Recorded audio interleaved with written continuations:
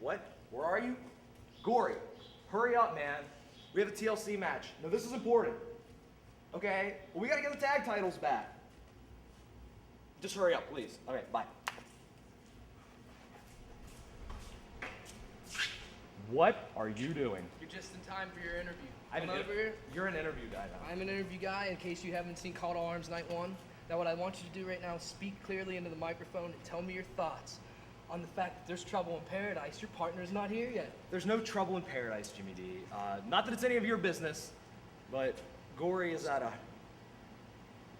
he's at a furry convention. I don't know what that means, but he said he'll be here a little late, but he'll be here in time for the match, so don't worry. Well, I know what a furry convention is. It's very dirty. Look it up on Wikipedia. It's Hurry perverted. up, man. But now let me ask you second question. Question number 2. What about sexual harassment? What are your thoughts on those two athletes?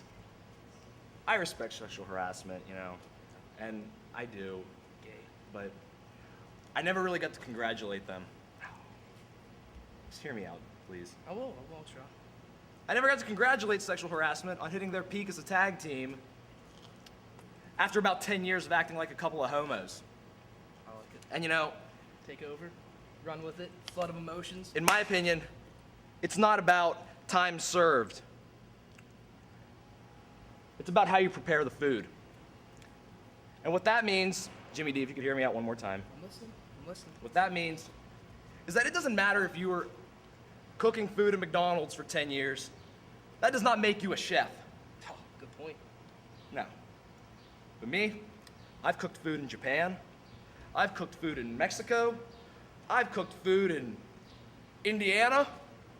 So I'd have to say that I have a pretty lean cuisine of professional wrestling. Perfection. So sexual harassment, I hope you keep that in mind. Because just because you guys have more experience than us does not make you any better than us. And Jason Gory, my furry friend, my plushest buddy, we'll prove that tonight. Final question for you. 2 weeks, Newville, you have the Motor City Machine Guns, or the Motor City Meat Gazers, as I like to call them. What's your strategy against those two studs? Well, I've been watching a lot of 01 DVDs. They seem to be pretty inspired. We'll do it old school, hold it like that.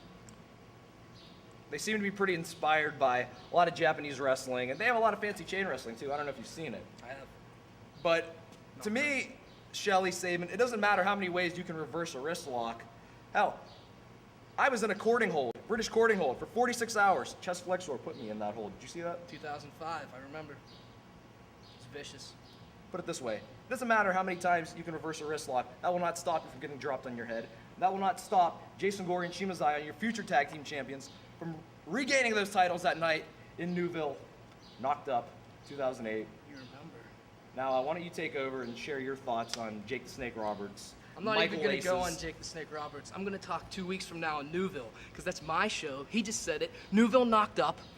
Well, I hate coming there, as you know, but in 2 weeks, there's going to be a storm coming towards Newville, a sexual storm. Now, everyone knows what Hurricane Katrina did to New Orleans. I'm talking about what Hurricane DeMarco is going to do to Newville. If you thought the flooding in New Orleans was bad, wait until you see the flooding that happens in Newville when I take my shirt off and all the chicks get moist from looking at Muscle City. And then Hurricane Katrina, they had what, 105 mile per hour wind gust? Well, let me ask you what you're gonna do when you get 105 mile per hour hip thrust. That's some pretty fast action. Do you wanna get that on there? The camera's not fast enough to catch that speed, so what we're gonna have to do right now is just simulate it. Imagine this. That's what it sounds like. So it doesn't matter who Norm puts me against, that moron Ian Jordan again, Patriot again. I'm coming to Newville to take over like I always do, and then I'm gonna jump on a flight to meet Vendetta in Burbank, California, so we can film our new movie, E.T. Part 2, Extra Testosterone. So now I'm getting out of here. Screw you. Shiima Xion's gone, so now I can say that he sucks and he's gonna lose tonight. See you in hell, AKA Newville. 9, 8, 7, 6, 5, 4, 3, 2, 1.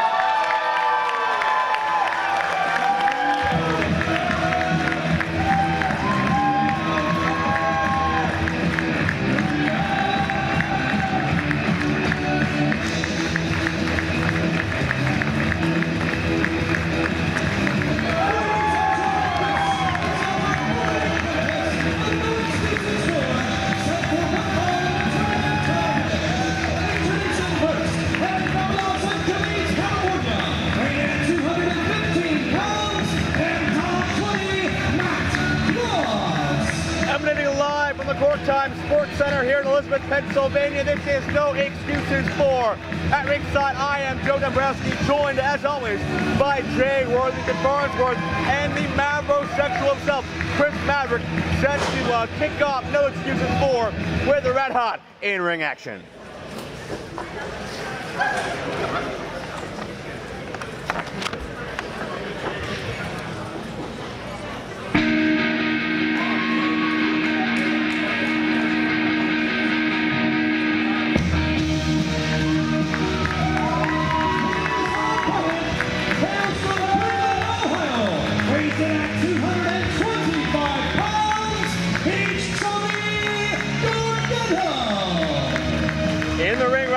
M-Dogg 20 Matt Cross, the innovator of aerial insanity, a man who's defied gravity for many years here in IWC and now certainly internationally as well.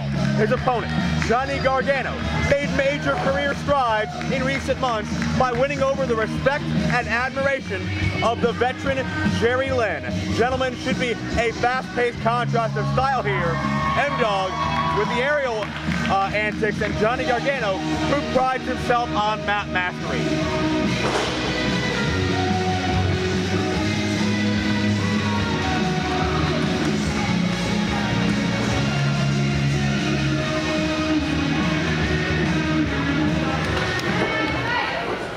So to take a quick moment before we get started here to apologize for my outlandish and slightly unprofessional behavior at Ellsworth Base Brawl. I took a little bit of a premature hiatus and got a little too hot-headed with Mr. Farnsworth here. Hopefully we'll not have any problems or issues here tonight, right, Mr. Farnsworth? Well, I would also like to apologize to all of my fans out there who had to listen to Joe essentially soil his diaper and storm out. And hopefully Joe, as we all know, is a competent professional, and he's told me this show he's going to act like it. So, well, be that as it may, Mr. Maverick, what do you expect to see out of our festivities this evening? Well, I figure you'll leave around the third or fourth match. Oh, stop it now. About center of the ring, Johnny Gargano, M-Dogg 20 with a quick exchange here. Gargano with the upper hand momentarily, but M-Dogg up and over. His gymnast background gives him great in-ring agility, lands on his feet. Each man has had an answer for each other thus far. Gargano elevated, again lands on his feet, and M-Dogg climbs right up the back of Gargano.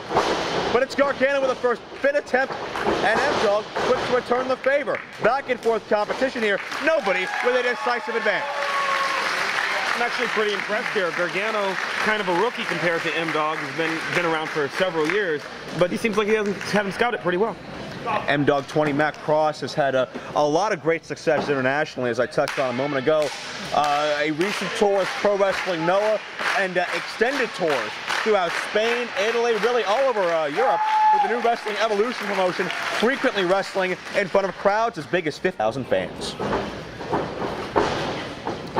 you know, I think Gargano's sort of showing his lack of experience, for lack of a better term.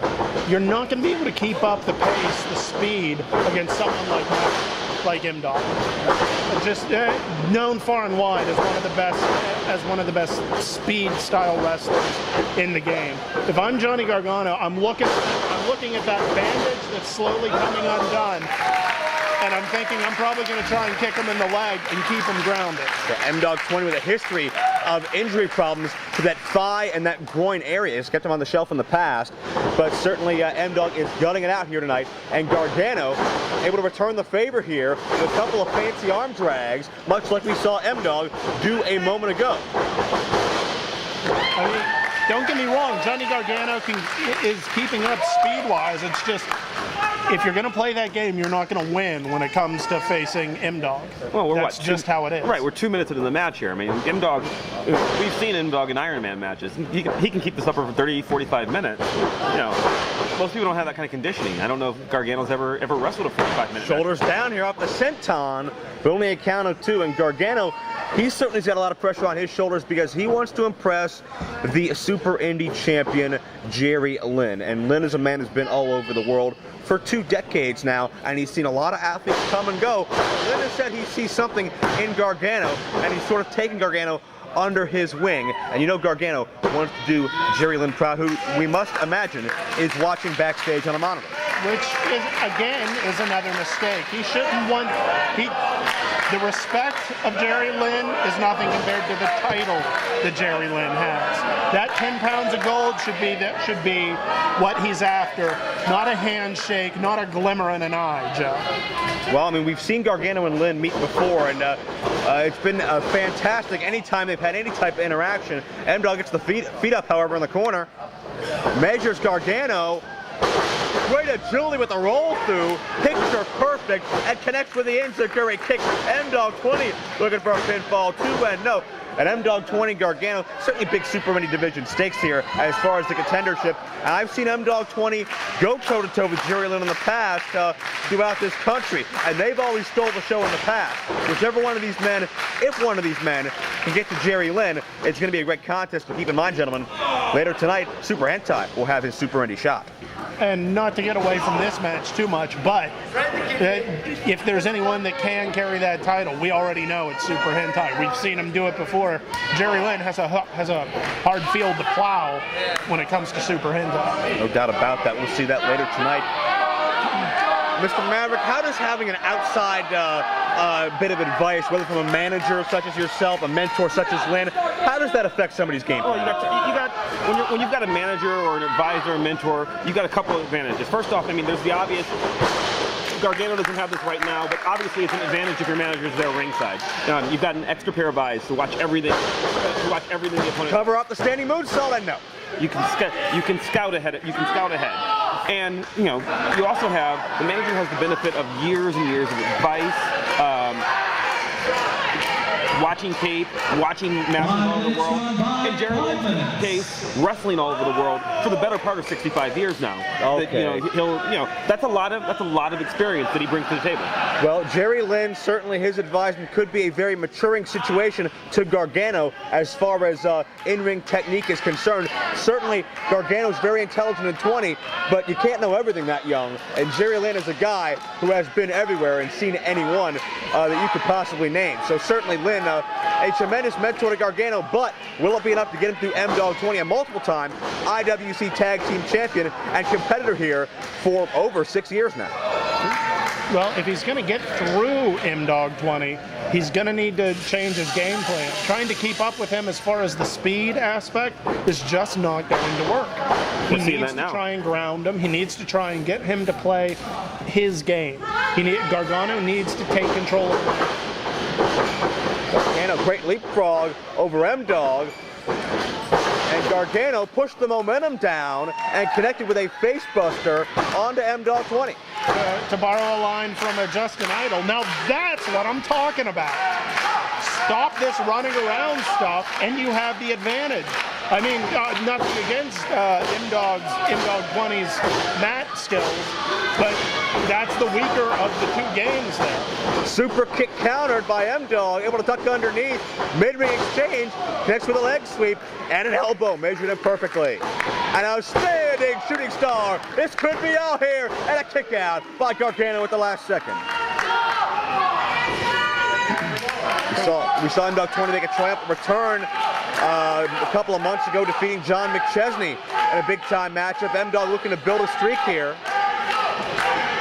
Now, McChesney, another Super Indy champion. I mean, and you got to figure if he can beat one, maybe he can beat them all. Perhaps. We'll see McChesney later tonight. We'll see TLC later tonight. A lot of big-time stakes are at hand as they're every year at No Excuses. And M-Dogg walks up the back of Gargano with a lateral press and almost has him again. TLC tonight? Yeah. My favorite was Left Eye, but she's like, gone. It's very sad. Rest in peace, Left Eye. Yeah. I'll explain it later, but there's going to be a lot of great action we're going to see here this evening. You mind, sir? Well, M-Dogg maybe about to go upstairs with a soundtrack here because he's going high risk. Moonsault lands on his feet, can you believe it? But walks right into the super kick. Look out, he calls this uniquely you. The full Nelson, the face buster. Is that enough? Deep hook, Gargano wins it.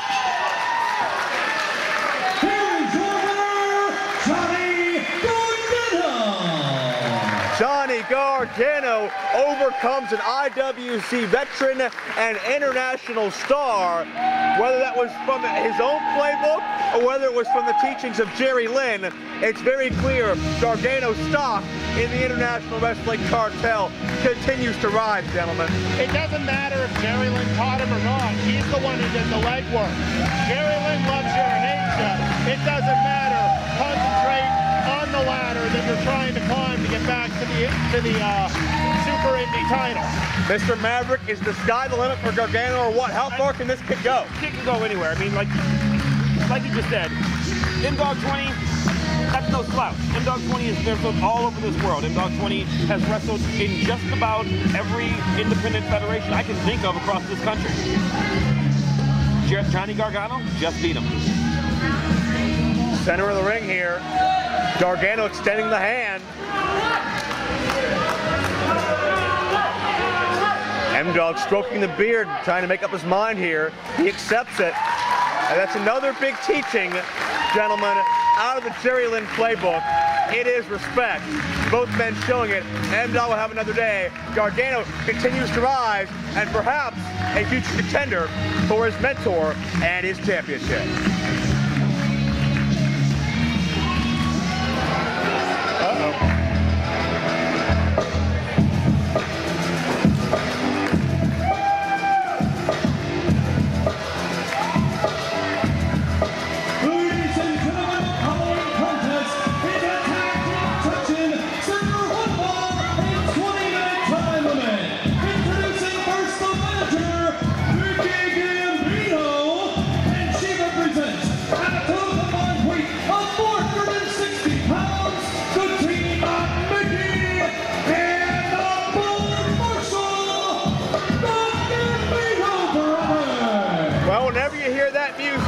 Risky business is ahead. Mickey and Marshall Gambino, fresh off their first trip to Japan, where they impressed and wowed promoters and fans alike. Now return to their home, the International Wrestling Cartel, where they've waged borderline and outright outlandish criminal activities throughout the past couple of years, and looking to get back on top, to get the power, to get the gold. And we see the entourage, Flexer, Ferrari, their sister Vicky Gambino as well, set to take on perhaps the newest threat to the IWC tag team scene.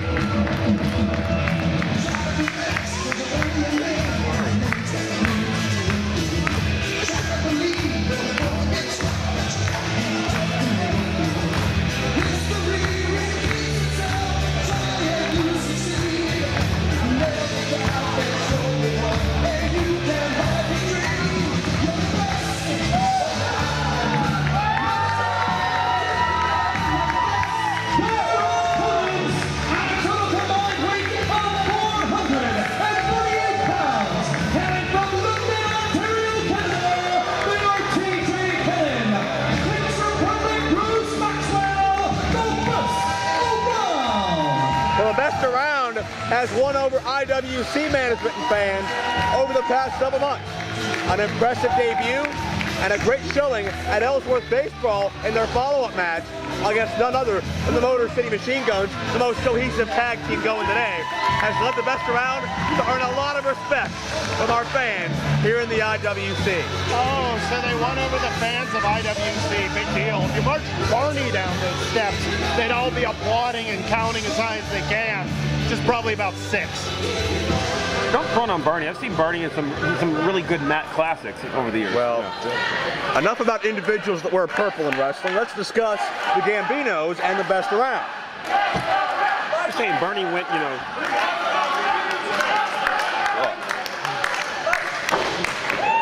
Getting set for action here, the bell sounds. And a spear is quickly starting this matchup off. And the best around certainly has a personal vendetta here after what we saw at Ellsworth Baseball. I know, Mr. Farnsworth, you were a lot closer to the action than I was, but it seemed that the best around tried to have a little bit of fun around the Dunk Jimmy DeMarco and Vicky Gambino festivities. Yeah, and really, if there's anyone you don't want to try and have a little fun with in IWC, it's probably the Gambino family. And apparently the kids need to learn a lesson. Check out this double team. I believe that was Cannon elevating himself. The immaculate TJ Cannon. Picture perfect Bruce Maxwell. A great tag team here. Great agility. And Marshall the Bull, 280, just got stomped on. Great teamwork from the best around here. I mean, pretty new to the game here, but at least in IWC. But like any tag team, there's only one goal. A meeting of the Gambinos. Certainly they've only been around here a few months. They've had a lot of success in the East Coast, Philadelphia, New Jersey, and Maryland, but nothing like the IWC talent pool and level of competition here. I think the best around have blended in very nicely. They'd be competitive with anybody they've been up against. But they've never faced anybody like Marshall before, and Mickey the victim of a tope. Like Marshall, there's the power, and the best around have angered and awoken the bull inside Gambino. Don't turn your back on the baby bull. Ever. Right. Ever. I don't care if you're eating dinner with them and you got to go to the bathroom. You keep your eye on them the whole way to the door. And even then, just be careful while you're in the piece you do, if you know what I'm saying. He's paying for it now. I mean, Marshall Gambino, I've been in the ring with him. That's the best clothesline in the business. He will take your head off, as you know, we're finding out right now. One move, Gambino's in control. And really, two cruel, mean, sadistic people in control. This is not the kind of mistake that the best around can afford to make. And I'm sure jet lag only serves to make them more upset. Mickey stomping away on Bruce Maxwell, I believe. Certainly far from picture perfect at the moment. Mickey just measuring him, driving the point of the elbow straight into the chest cavity. And now a tag out to Marshall again. And this is the tandem offense that has led the Gambinos to 4 tag team titles. And that is the short fuse of TJ Cannon that may lead the best around to these losers' share of the proverbial pay window. That's an experience right there. I mean, you're talking about a team that's been around for a while versus the newer team. You can't just see, there he goes again. Marshall is in the head of the best around. And that is when the Gambinos work best. And every time Cannon gets his attention, the Gambinos take advantage. Okay, so Maverick, you being a manager extraordinaire, what would you, let's say you got contract on the best around, what would you do to try and shape them in the ring? First thing, change their look. I mean, the black and pink, you know, what is this, 1984 Heart Foundation? We've moved on. But second, you know, he's got to, as we were just saying, he's got to learn to control himself. There's only so work with the referee. Do not work against the referee, because otherwise, I mean, see, look at Marshall Gambino clearly choking his opponent. The referee never sees it. Work with the referee. I won't bring up the logical fallacy that Mr. Maverick has managed a couple of teams that are known for wearing pink and black. Be that as it may. Oh. We are now... I don't anymore. Well, that's very true. Mickey Gambino still in control with Bruce Maxwell and trying to battle his way free. But what about the Gambinos' just riotous situation after Ellsworth baseball? Huge brawl with the best around. We saw Marshall Gambino almost take the head off of a fan. It was an amazing situation. I would be surprised if IWC was even allowed back in Ellsworth after the havoc that the Gambino family caused. What can I say? I didn't think that there would be any lower class of individual than the fans here in Elizabeth. Oh my. But boy, howdy was Norm able to find it and prove me wrong. So I openly admit I was wrong. There is a step below Ellsworth. I wouldn't even go there. We are apparently this is apparently one of the lower purgatories as compared to the Malbosia that Ellsworth is. 280 gets ahead of steam, and all the weight driven down on Maxwell. Oh, wait a minute. And the hard right to follow through. And he doesn't even realize he walks right into a back suplex. Throw in the towel. 2-0. Oh, throw in the towel. It's enough. It's enough already. Honestly, apologize to the Gambinos, maybe buy him a nice bottle of wine, and get out of Dodge. That would be my game plan. Well, that's not what the the competitors here, the best around, certainly feel that's not going to win you any favors in the IWC locker room or with management to throw in the towel and just go home. Yeah, but it's going to reduce your medical bills. Well, maybe so. Live to fight another day, Joe. Well, I mean, everybody's fighting for a tag team title opportunity, and you're not going to get there unless you go through four-time former champs. And Maxwell just went over top of him. That works too. The immaculate TJ Cannon. Perhaps the quicker of the two. He's feeling it here. Head of steam. A double stomp. Into the standing moonsault. Beautifully done. The cover. But Marshall interrupts. 5 minutes. Thank you, Chuck. He wasn't paying attention to his ring position. He didn't see where the baby bull was. Took a size 12 to the head. Oh, and just got caught in midair. Watch Maxwell. Springboard drop kick. Takes Marshall down. But knocked his partner off. That could have been a pinning combination right there. Very true. You're talking about good management. You're talking about what does it take to get to the top of the tag division. And wait a Aimed that second. move Hey, right. we have Flexer and Vicky on the outside taking their cheap shots. I think Flexer just paid for it. Oh, right in the mommy-daddy button. And now in the ring, we got Maxwell trying to elevate Mickey. He's still fatigued. Wait a minute. I've seen this before. Right into the curse. Backbreaker. The curse of the Gambino. And few have kicked out, and even less have lived to tell about it. Gambinos get the win. Nice try, kids. Nice try.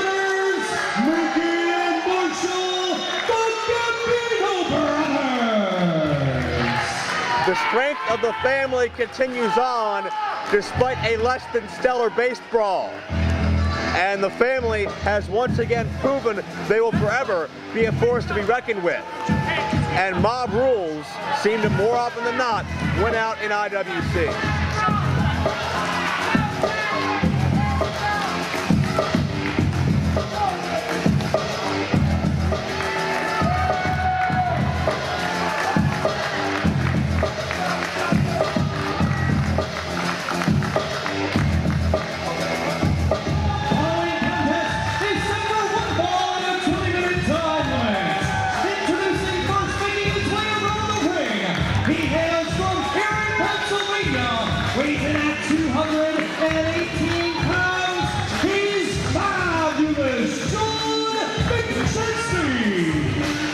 McChesney, as of late, has been a man divided.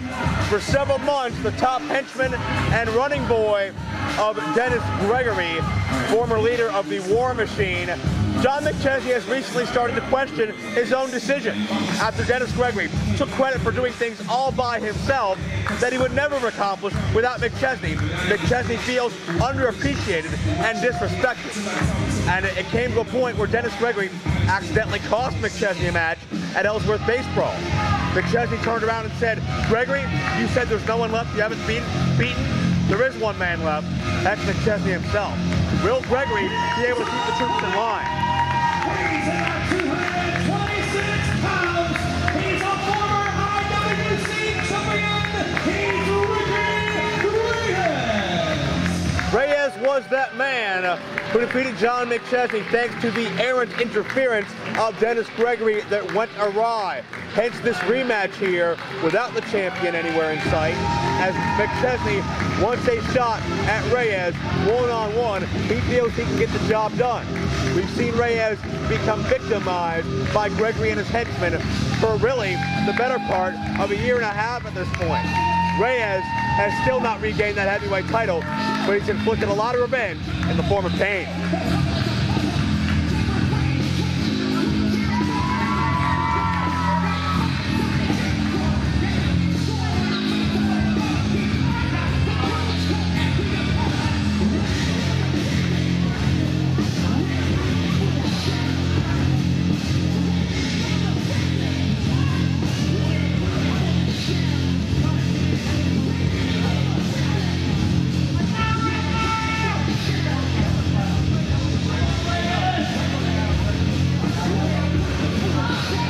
You can see the intensity on Reyes.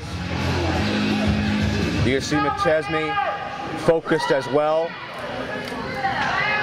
Not the first time we've seen them battle. However, this could be the most fairly contested altercation we've seen to date. And you can see the look on Reyes' face.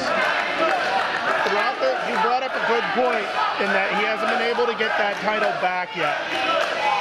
That's his primary focus. Everything else, all the revenge, all the taking out whoever he wants to take out, all the training, all the working out, all the wind sprints, everything he does, he's staying focused on this title. You talk to him, that's all he brings up. He is singularly focused on trying to get that back, and that's what he wants to do. Reyes actually defeated Dennis Gregory a couple of weeks before Gregory regained the title from the Sandman, so bad timing went into the fate of the Havana Pitbull, or else he would be champion right now. Absolutely.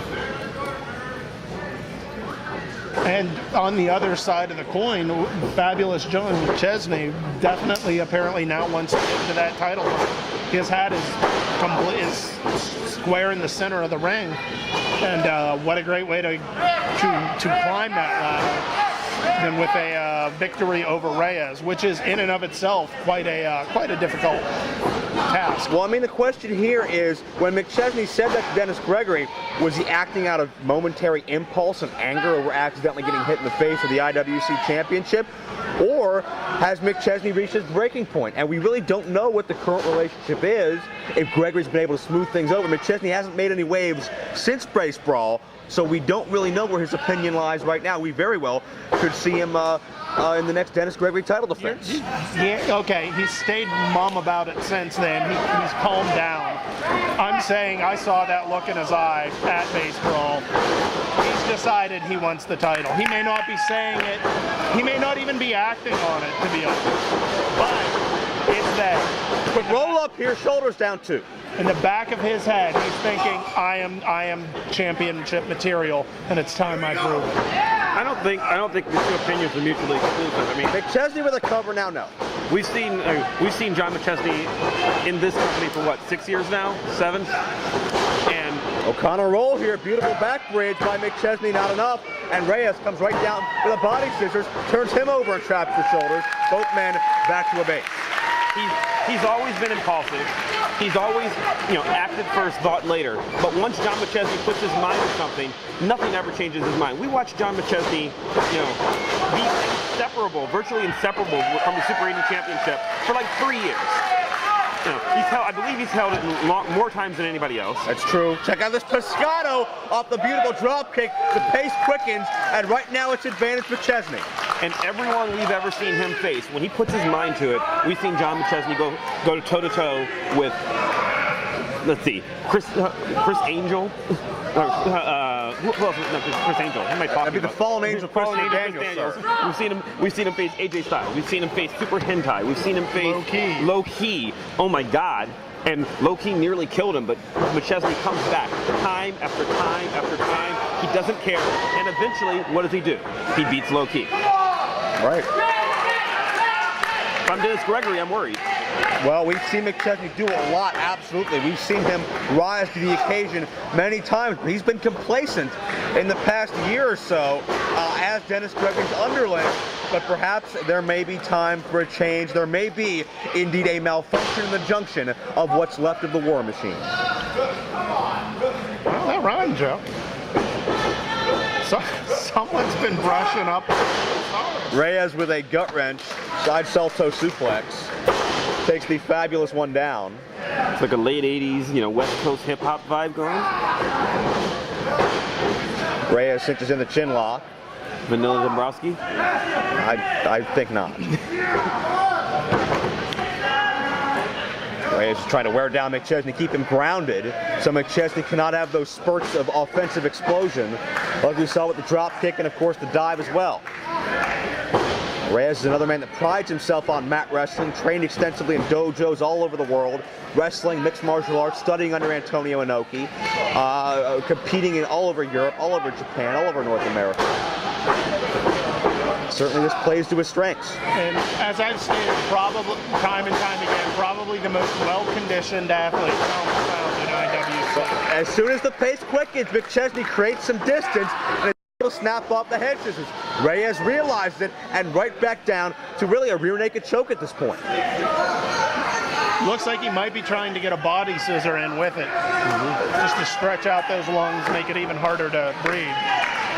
It's not just how you're breathing. If you actually look, you'll see how his bicep and his forearm are both braced around opposite sides of the neck. Not just cutting off your airway, but pushing down on the carotid artery. You know, you're weakening the body. I mean, you'll put a man out that way. McChesney gets the ropes, however, great ring presence by the former 4-time Super Indy champion. Ricky Reyes, a former heavyweight champion, as we touched on. Reyes' goal is still Dennis Gregory with the title on the line. But there may be a conflict of interest here as the man that he once thought he had to go 5 through minutes gone by, 5 minutes. and was protecting Gregory may be the very man who may attempt to take that shot right out from under him. Just because he doesn't have to go through him doesn't mean he won't go through him. Reyes with another near fall. And McChesney back to his feet, but right back to the grasp of Reyes. Smart, calculated wrestling. McChesney, no breathing room here, literally and figuratively. Yep. Reyes is staying right on top of McChesney, not letting him catch his breath, not letting him clear the cobwebs. Smart wrestling by Reyes, which is what he's best at. And Reyes with a double handful of hair, taking McChesney down and right back to the grasp, right back to the chin lock, keeping the Fabulous one grounded. Body scissors engaged closer to the center of the ring this time too. A little bit ago, McChesney managed to get to the ring ropes to break the hold. This is not an option this time. Reyes has him right on top of him, right in the center of the ring. It's only a matter of time here before McChesney's just unconscious. And Reyes will certainly take a pass-out victory as much as a tap-out victory, or a pinfall for that matter. See, here we go right here. If it drops 3 times, it's over. Does McChesney have life? He does. So only barely. Well, the Fabulous one tries to get back to his feet here. Is he willed on by his disdain for Dennis Gregory or his loyalty to him? We don't know. Sunset flip near fall. Well, there's also the third option of his own individual ranking within IWC. And Reyes is back down to the chin lock. And it's not fancy, and it's not very amazing, but it's very, very smart strategy. And go figure, this follow the leader crowd, now all of a sudden chanting for Fab. Well, I think they're happy to see McChesney finally have a backbone, finally be a man, and rebel against his boss, Dennis Gregory. They wanted to lynch him for 4 years. I'm pretty sure that they're happy because Bob Evans is having a sale on sausage I somehow bags. doubt that. Pace quickens again. Reyes was ready this time. Connected high with the heel kick. Love me some sausage. I'm a little offended here. I actually like the Bob Evans sausage. 2-0, and we're not going to talk about sausage or pretzels or whatever the hell else you may be hungry for. You know, Larry Sweeney was once telling me that with pretzels, if you take, That was far more men once. I got news for you. You've been through that, and McChesney has been through these very physical strikes from men like Reyes and men like Low Key, but it doesn't make it any easier anytime. Well, Low Key, Reyes has been in the ring with Low Key as well, so I mean, any conditioning that John might have learned there, you're talking about somebody who's gone toe-to-toe with Low Key and been partners with him more times than Exactly. His Rottweiler stablemate for a long, long time is Ricky Reyes. He has that same intensity. He has that same physicality. He has the same power. And again, right back to that chin lock of McChesney. He's just going to slowly, methodically wear away at John McChesney until there's a limp body left. He has the same conditioning. He has the same multicultural training. He has the same haircut. Reyes elevates McChesney and drops him with a brainbuster. We got a cover here, 2.5, but notice not a lot of luster or strength behind that kick out at all. John McChesney is maybe halfway to unconsciousness at this point. And he just cuffed the ref in the head. Not the smartest move on Reyes' part. You don't want to get disqualified in this match. I mean, don't get me wrong, I'd love to cuff old Hoozits in the head myself, but I'm not Old going to. Hoozits, get out of here. I'm not going to risk my title shot at it or my ranking. Reyes back to that chin lock, that rear naked choke. Doesn't 10 have minutes gone by, 10 minutes. doesn't have McChesney fully grounded this time. And that's to McChesney's advantage. He's got a little bit of leverage to work with, and Reyes breaks the hold and just plants him hard with a slam. Now, you notice any other time you see somebody take a body slam, they're struggling. Anytime you see somebody, they're trying to get out of the way. Reyes is taking his time climbing the ropes. John McChesney's not even home right now. There's nobody there. McChesney. Maybe there is. Was he playing a little possum? Double foot up, caught Reyes right square in the face. Still a little slow to get up. Jawbreaker, thrust kick by McChesney, falls on top, look at the leg, does he have it? No. John McChesney half a count away from defeating the Havana Pitbull. Is there anything left in the tank though? Oh, knife edge, perhaps a low-key like knife edge. They'll follow through, setting up that electric chair driver. McChesney's pet move. Reyes get a counter, slips in from behind, but Reyes didn't have enough to capitalize immediately. Now sets him up. Charging forearm, nobody home. McChesney with the feet. Right to the bridge of the nose. Look out here. Missile drop kick. Is this going to be all? Beautiful maneuver. 2.5 again. I think we've seen Ricky Reyes break that nose before too. I mean, so you got, that heals, but never heals entirely. He's going to be a little disoriented. This could be John McChesney's chance if he like doesn't let up and he capitalizes right now. Well, Reyes is breathing right now very heavily through the mouth, so there may be some credence to that statement, sir. TKO attempt. Reyes able to counter land on his feet. Perhaps a German suplex attempt. Standing side switch by McChesney. Oh! But Reyes was a step ahead. Oh, look out. Up and over with a tiger suplex and the bridge for no. 2.5. Probably the most difficult belly-to-back suplex to execute correctly. And that was dang near picture perfect. Yeah, the excellent thing about the tiger suplex though is if you get it wrong, you might hurt yourself a little bit, but you still knock the other guy out. Devastating move. McChesney going strike for strike with Reyes. That's not something you see too often. Reyes up with the enziguri kick. McChesney out on his feet. And Reyes has him elevated. Powerbomb attempt. Up in a crucifix. Splash mountain bomb perhaps. And drives down, sits out as well. And he has the shoulders down, but another near fall. He's pulling out all his favorite Tiger moves. And this is something, and listen to this crowd behind John McChesney. This may be a return to the John McChesney of old. And Reyes can't believe what he's hearing. They would rather see fabulous John McChesney win than Ricky Reyes, which shows the intelligence of these yokers. And McChesney is the man that's helped screw Reyes out of title shots and title wins on multiple occasions. And McChesney gets the better of that battle of power, but only momentarily. Reyes on the tombstone. That's it. A deep hook. Right now. He got it again. He's just kicked out of a tombstone pile driver for Ricky Reyes.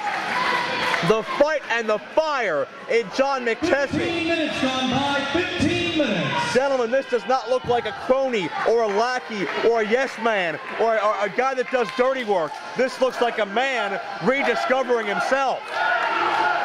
The problem with kicking out of a tombstone pile driver is now you've got a compressed spine. You can't even walk. But he kicked out.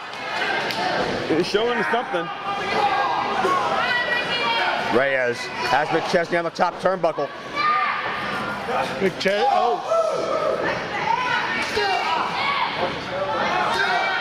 McChesney needs to clear those cobwebs pretty quickly. He does not want to get caught up there with Ricky Reyes. He's trying. I don't know what good it's going to do, honestly. That was a devastating power driver.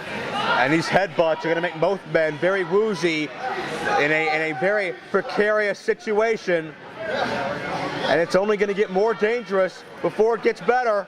Superflex. No, McChesney hung on. McChesney hung on. Is this his opportunity? I don't even know if he can stand, Joe. He's all the way up top. Fabulous 5. Nobody home, but a roll through. Reyes with a charge, and he got snake eyes at the corner. The super kick. The fireman's carry. TKO. But Reyes not knocked out yet in the eyes of McChesney. Frog splash connects this time. McChesney hit it all, and somehow he survived and won. And look at these fair weather frames. Here is your winner, fabulous John McChesney. An effort much like the triumphs of old for John McChesney when he survived so much blood loss and a steel cage to beat Christopher Daniels, when he defeated Chris Hero, the Claudios, the Shannon Moores, and everybody else. This is the same John McChesney that arrived to a new level with Low Key, in my estimation. Gentlemen, are we about to see a change of direction in John McChesney's career? Well, if we are, then he has to understand what he's going up against, which is a war general, a person who will not stop until he has decimated him and beaten him back down until he's under his will. I don't blame John McChesney for getting out from under the umbrella, or looking to get out from the umbrella of Dennis Gregory.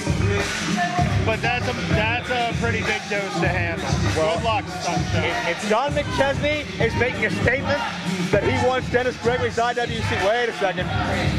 We may have another statement here. McChesney back in the ring. Mr. Maverick, what do you make of McChesney in this great effort? I don't know that I trust this. He's offering a handshake to Ricky Reyes. I mean, you know.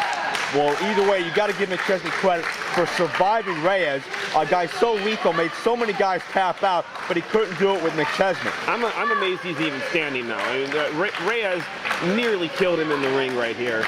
You know, and we're talking about, you know, the sportsmanship, the respect that John McChesney used to have for the sport, for his opponent. Maybe that is coming back, but you know, the guy's got a lot to answer for over the last 4 years. You can't just expect everybody to forget, you know, what he's done. That's why I'm shaking your hand. He said he's not a wannabe or Gregory. He's John McChesney. He's his own man right now. And that's a message to our champion here. Yeah, it's not. I'm not sure it's a message you want to be sending. As Farnsworth said, you know, Gregory is a tough guy. Gregory is a general.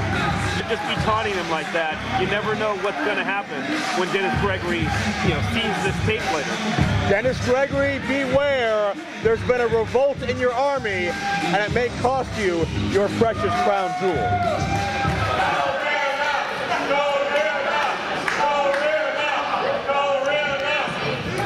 Take a look, Pittsburgh.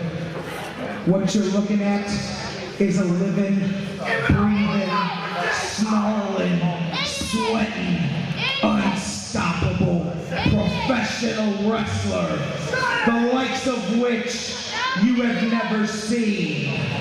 You are looking at Jason Bane. Now get that camera back. I'm not gonna rant and rave or hoot and holler or make a whole bunch of noise like a circus clown tonight. I'm gonna talk real calm and I'm gonna talk real simple. And I'm gonna set the stage for what is going to be the final night for the Ray Rowe that you know here in the IWC. Shut up, J-Rowe! You see, everybody knows that for 2 years, Raymond Rowe and J-Rock ran thick as thieves as the Cleveland Mafia. And we were, without a shadow of a doubt, the most dominant force in the IWC. But you see, I didn't just leave Ray Rowe because I was worried about myself. You see, unlike me, who started out a snake, never changed a bit, my scales have always stayed the same. I'm all about J-Rock, and you've known that from the jump. But Ray Rowe, you, my friend, have changed. You see, what you're looking at behind me represents the epitome of everything that you once were, Raymond Rowe. He is the true baddest man in the IWC. He feels no pain. He takes no quarter and he gives none in return. So Ray Rowe, when you think about what's happened over the last 9 months, you want to blame me. Everybody out there wants to blame me because it's easy if you put things in black and white to have a good guy and a bad guy. And I look like the bad guy. But you know what? I'm the one that's been real from the beginning, Ray Rowe. You're the one who forgot where you came from, and you're the one who forgot who you were. So I found Jason Bane, and I brought him here to finish you off. See, our story ends tonight, one way or another. I bloodied you, you bloodied me. I slammed a steel cage on your head. You gave me 16 stitches in the back of mine with a steel chair. You've interfered in my matches and I've ran in yours, and you beat me and I beat you. And at the end of the day, it means nothing except where we are right now. Raymond Rowe, you are just a few short minutes from coming face to face with everything that I have set in front of you. This man right here represents either your redemption or your finish. Because you will either leave this ring on a stretcher, or maybe, just maybe, you'll leave this ring the man that you once were. But no matter what, tonight, Ray Rowe, you and I get in the ring, and tonight, win, lose, or draw, you give it up one last time for J-Rock Daddy.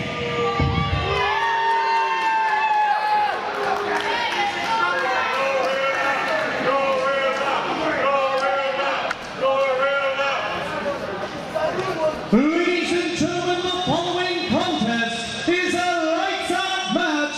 It is not sanctioned by the Pennsylvania State Athletic Commission, and it's set for 1 fall.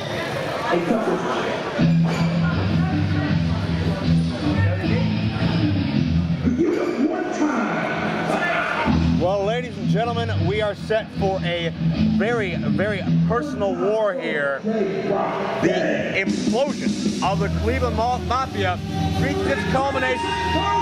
Escorted to the ring by Ray Rowe's former tag team partner, J-Rock. He represents from Cleveland, Ohio, weighing in at 358 pounds, Jason Bane. Bain is 6'8", he's 350 plus, and he's the higher hitman of J-Rock to take out his former partner, J-Rock's Ray Rowe. It was back in December when J-Rock's jealousy and his bitterness over not being the spotlighted member of the Cleveland Mafia drove him to the breaking point, and he cost Ray Rowe the IWC Heavyweight Championship by slamming his head, Rowe's head, in a cage door. And ever since then, we've learned of Rowe's history with concussions, head injuries that have kept him out of mixed martial arts. And only J-Rock has known this whole time.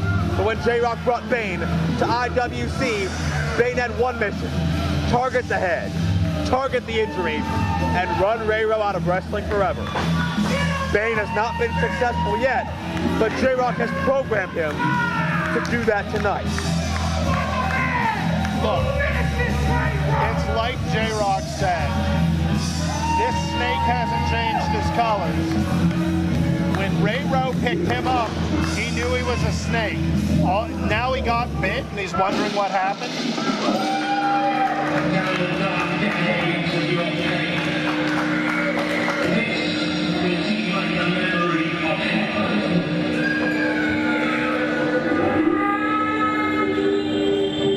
The ominous music sets the stage. You can sense the tension in the air, gentlemen. You can sense the uneasiness. Something big is about to go down. Hails from Cleveland, America, weighs in at 236 pounds, and he's the baddest man in IWC.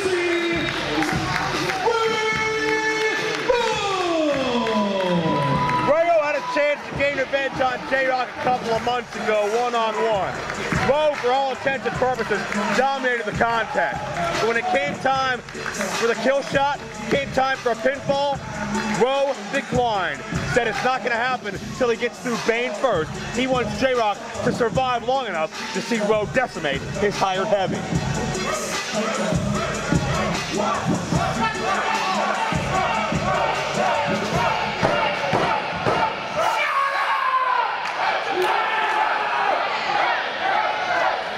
You can see the eyes on each man. You can see the intensity. No intimidation. No step turned back. Only focus. Knowing each of these men are about to go through an absolute war.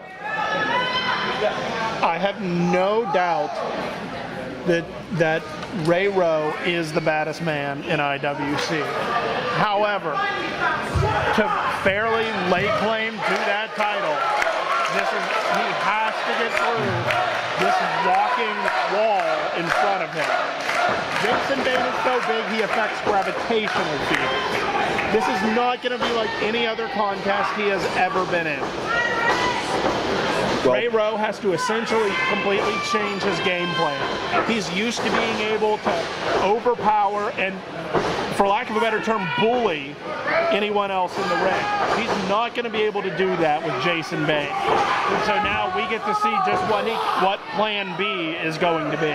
The collar and elbow only served to infuriate each man. But we all know in the building, there's no secret, as Rowe tries for a single leg takedown, which is easier said than done when you're 358 like Bain is, but we all know the target Bane's going to be aiming for. It's going to be that head, because Bain is not here to win a wrestling match, not here to rise up at the contenders rankings. He's here to end Ray Rowe's career, plain and simple. That's all J-Rock wants. Bain is here to fulfill his contract. And Rowe got the takedown. He got the takedown into a body scissors from behind and a series of cross faces now.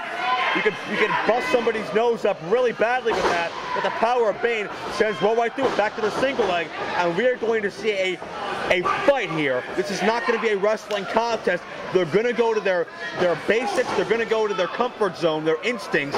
To Rowe, that may be a more mixed martial arts style. Bain, he just wants to hurt people. Oh my God! But Bane's right back up. A T-bone. He landed on his head, but Bain comes back with a hellacious belly-to-belly. And Rowe's up. What did we just see? Nothing I've ever seen before. I've never seen anybody toss Ray Rowe over their head like that. I've never seen anybody toss Jason Bane over their head like that. Is this the biggest man that Ray Rowe has ever T-boned? Quite possibly. I have to say so. There's nobody on the IWC roster that's north of 350 pounds, except for one man, Jason Bane.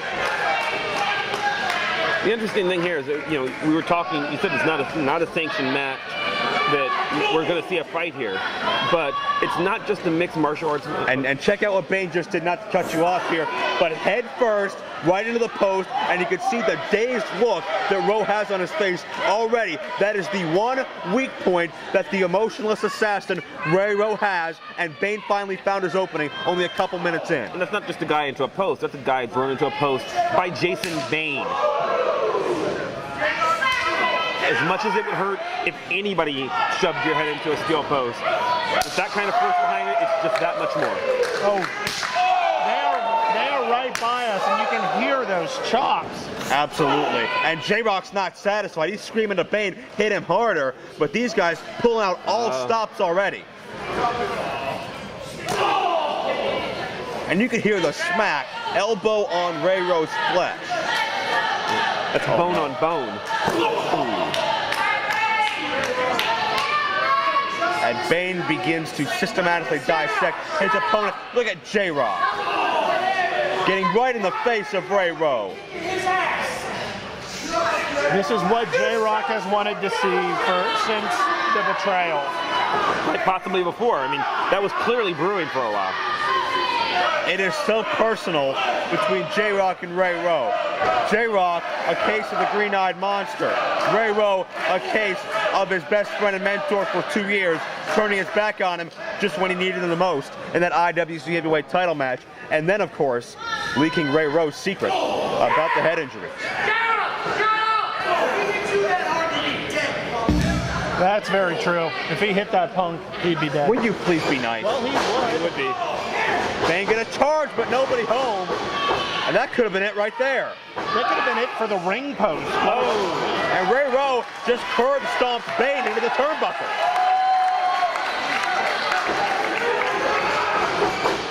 Charging through with a double knees. And landing on the head again. 5 minutes has elapsed in this contest. 5 minutes. And he hit those knees very hard in the corner as well. Yeah. I think Bain detected that as well. Rowe instinctively grabbed his knee when he came up. You know, there's a lot of pain there. Even when you are Ray Rowe, you're a man that big, you're still human. Somewhere under there's a human being. And he's a human being who's suffering right now. Suffering at the hands of a modern-day ogre. And Bain is going to create another weakness here. He sensed blood like a proverbial shark, and if Ray Rowe can't walk straight, can't think straight, then he may be done for, and this may be the first man that can finally silence and soundly defeat Ray Rowe. And honestly, if Jason Bane is hitting you with a chop block, you're lucky to keep anything below the patella. Chop block's a very dangerous move. It's something you're not allowed to do in the NFL. Unfortunately for Ray Rowe, completely legal in professional wrestling. And Rowe struggles to battle his way out of the corner. Bane's dazed, but he's not down. Forearm. Oh, God. And I don't think Ray Rowe really wants to get into a striking battle with Jason Bane. Jason Bane actually has the size advantage, has the reach advantage as well. Oh, straight boot to the face. You see the ring move 6 inches to the right when Jason Bane throws Rowe into the corner? And we got a near fall situation there. Rowe still with signs of life. We've seen Rowe so great at shrugging off pain before, but as you said, Mr. Maverick, he is only human, and there may be nothing that can stop feeling the pain that Jason Bane can bring. Well, it's like Farnsworth, like you said. I mean, Rowe is used to every man Rowe has ever faced. He has been able to pick up and grow into the 5th row if that's what Ray Rowe wanted. You know, what do you do? Has Ray Rowe ever been here where he's the smaller guy? I don't know that he has an aerial game. It's not like he's a Jason Gory. He can just take to the top turnbuckle and do some kind of flip. You know, over here. What to do here? It's just all no. Rowe gets the left shoulder up after that deep crotch and that T-bone suplex. But that raises an interesting point. Rowe is not used to being outsized at all. He is always the aggressor. He's always the guy throwing people around. And now he's in the same shoes as all of his victims have been for 2 years. Right, exactly. And nothing against the intelligence of Ray Rowe. Oh, desperation clothesline. Took down 350 plus. What is his plan to counter this? You figure he's had how many months to try and figure it out? He has to have something brewing there besides, I'm just going to try and beat him up as best I can. If that's his best plan, then he's in trouble. Yeah. Still favoring that leg. Oh, see, there it goes, right there. Absolutely. Rowe can't get the proper footing underneath him to get all the strength and power he needs on those forearm shots, but he finally hit him enough times did Rowe to Bain, but he knocked the big man down. And J-Rock is getting more than a little bit frustrated right now. It's like chopping down a sequoia with a Swiss Army knife, for the love of God. Bain with reversal, but Rowe puts on the brakes. Look out. Hammerlock into a clothesline. Is this going to be all? No, Two and no. Oh, and J-Rock was halfway in the ring. As we were just saying, with the favoring the leg, if you've ever studied martial arts, which Ray Rowe has, is a mixed martial artist. That's what started this whole thing. One of the things that started this whole thing. You're taught to strike with your entire body. Oh, head and arm suplex on a man that size. 2 and no. You're taught to strike with your entire body. It's all about form. You put as much energy into every strike, every throw as possible. Ray Rowe can't do that right now. He has no power in his left leg. But he's still muscle over Bain. This guy might be superhuman. Oh, I'm sure he is. But even so, you're talking about Jason Bane. You're talking about a man the size of a Buick. Wait a second. Oh, Bain just dropped him on his head. You see, Bain has no trouble, and Bain right back up. Normally for a suplex, Rowe would be right back up.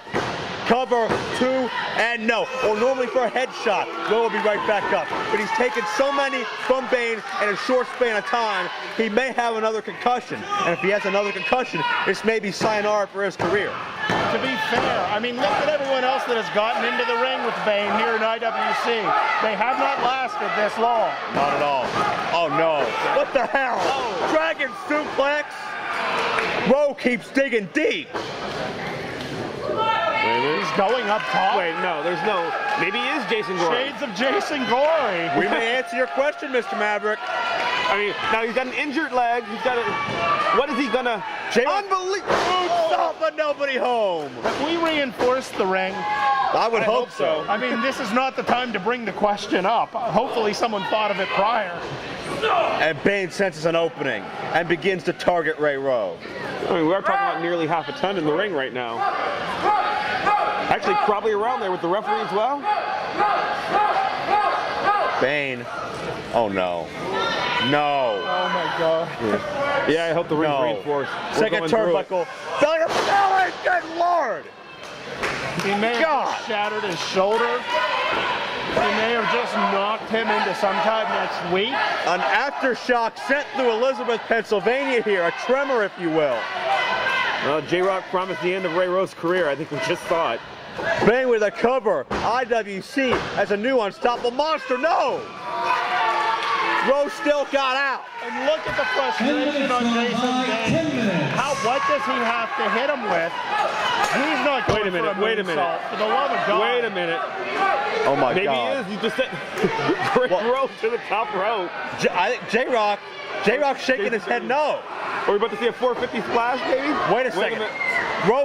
J-Rock. Oh my God. Bain elevated. Overhead suplex from the top. J-Rock can't believe it. And J-Rock pulls Wes Coulter out. To be fair, Jason Bane did get the shoulder off. J-Rock helping Coulter up. Looks like he slipped. Oh, stop it. Oh, wait, Coulter favoring that bum knee of his. Well, of course. He just got dragged to the outside from the blind side. Coulter's hurt, and Ray Rowe is no dummy. He knows what happened. Don't turn your back on Jason Bane. Oh, no. He's up. Bain is up. Club to the back of the neck, simple but effective. Wait a minute. Look out. Bain and J-Rock almost collide. And Rowe with the knees. Bain into J-Rock. Rowe's on top. Wes Coulter in position. Another near fall. He needs to get all of that weight up over the center of gravity. He's only able to get the legs kind of curled over a little. He's not going to be able to pin him like that. He needs the key advantage he has to pinning Jason Bane is to get all of Bane's weight over his own shoulders, make him fight himself to get off the mat. But Ray Rowe's got a bad knee right now. How much leverage can you possibly get? Enough to pin a regular man, but that's not a regular man up there. There might be 2, maybe 3 regular men right now. Rowe went up, didn't pay off, got dropped hard. Bane's on top, but Rowe kicks out. It looked like that knee may have not.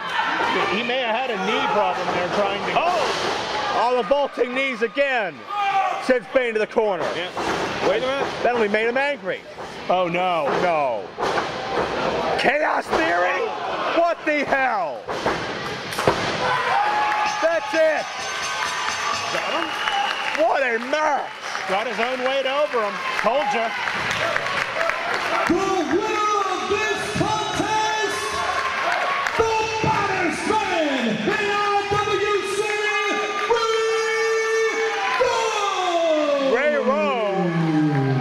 Ray Rowe hasn't just defied gravity here, he's flat out insulted it. Chaos Theory on Jason Bane.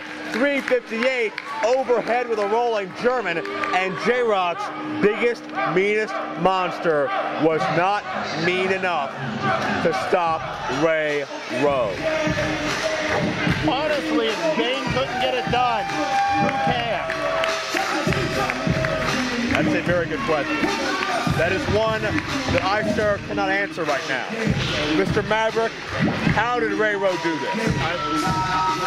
I can't believe he did. I mean, where he got that last bit of energy, I don't know. Getting off the ring rope, he can barely stand. You know, he won the match, but we've never seen anybody injure Ray Rowe the way that Jason Bane has. Ray Rowe has slayed the giant. Ray Rowe has overcome one of the most physically imposing specimens I have ever seen in IWC history. And he hurt the knee getting out of the ring. And if Ray Rowe's plan is still in effect, that means next on his list is J-Rock. And J-Rock has something to say. J-Rock just saw what's in store for him. J-Rock just had his fate sealed, absolutely. And I think he may need to change those jean shorts. I would. 1 minute. 1 minute. You know what? Homeboy, I appreciate your best effort, but your services are no longer required. Matter of fact, I think I just saw what I was looking for all along. Welcome back, Ray Rowe. Welcome back. What does that mean? What does that cryptic statement mean? Welcome back, Ray Rowe. What does J-Rock see in Ray Rowe that wasn't there before? Or is J-Rock trying to backpedal, knowing what his fate is? He's not even going backstage. J-Rock's leaving the building. Is J-Rock playing mind games with Ray Rowe? Will we see Rock and Rowe finally meet one-on-one to a finish? The following contest is a special tag team attraction set for 1 fall. And he's brought protection. Introducing first team number 1 at a total combined weight of 423 pounds. The team of Bald Evil Vendetta, Jimmy Delicious DeMarco. They are the Hollywood Balls. A couple of months ago, Vendetta went one-on-one with Jake the Snake Roberts, a true legend in this sport. However, Jimmy DeMarco had a seemingly foolproof plan to protect himself and Vendetta from the DDT. He would put a plastic fruit bowl on top of his head. Shockingly and amazingly, that did not work. But that has not stopped DeMarco from revisiting this strategy, which is apparently the best idea he has. All right, we gotta get him out. Yeah, we get something to him. He's a relative. So here's how it's gonna go. We got ransom. Oh God, ransom. Your last name's not really Robert?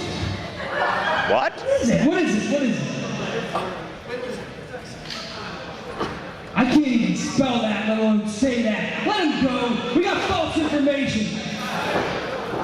But first, I just have to say that you fans all really are remarkable people. Because any group of guys who can live that long with the HIV virus, I mean, you're giving Magic Johnson a run for his money.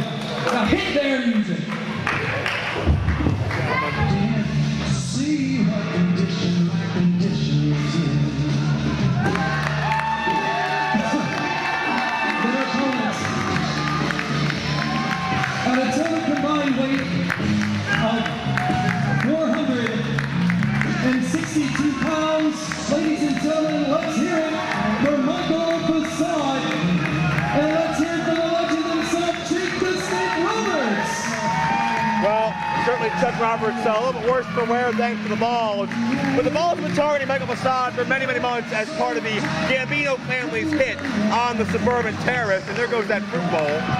Michael the Bomber Facade, the victim of a chair shot that busted him wide open ear to ear, and several other attacks.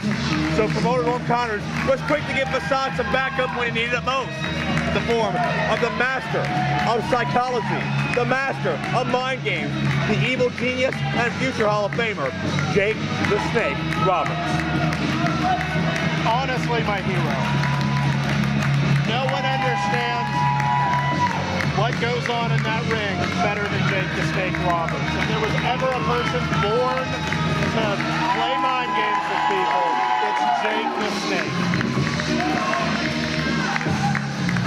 Vendetta was his latest victim back in the month of May. And Facade has tagged Jake the Snake Roberts.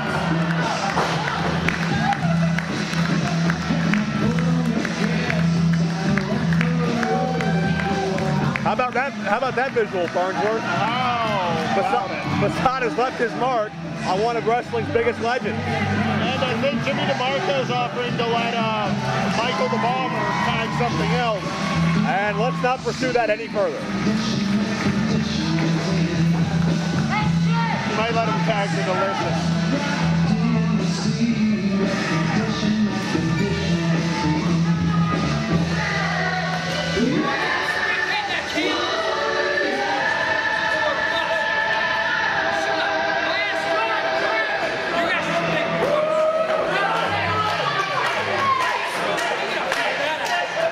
Well, Farnsworth and Maverick, we made it through the whole song.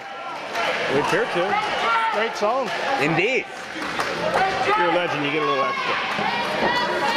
Well, I'm sure Vendetta and DeMarco didn't mind prolonging this this endeavor by a couple of extra minutes. Because DeMarco, now, he doesn't play mind games. He's just a flat-out pervert. Let's be honest. That's how he is. There's no machinations. There's no... I'm not sure there's a mind, honestly. There's no embellishment about it. That's how he is. I've been around him enough to tragically know from experience. Yeah, he's not. What are you trying to tell us, Joe? I'm trying to say he's a very weird guy. Okay. He's not doing it for effect. He's doing it because that's how he is. Yes, there's been a screw loose for many, many, many years. Have you ever read his poetry? Yeah, I've experienced his poetry firsthand, unfortunately. Yeah. Freud would have a field day. Do you guys have a relationship that we should know about, Joe? I don't even know how to describe Jimmy. I mean, we're not judging. There's nothing wrong with that, you know, but just saying. It's against my will, I'll put it that way. I don't ask him to bother me. I don't ask him to come talk to me, to call me. I don't want anything to do with him. He scares me, and until the courts tell him officially he has to stay 100 feet away, I can't do anything about it. But Michael Facade certainly is somebody who has no problem getting near Jimmy DeMarco, and Jake Roberts certainly has no problem as well.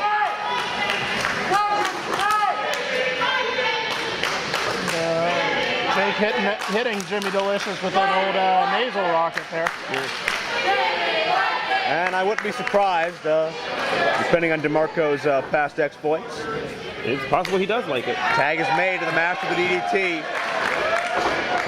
And Jake Roberts, who is deceptively tall at about 6'5", mocking his size advantage over DeMarco.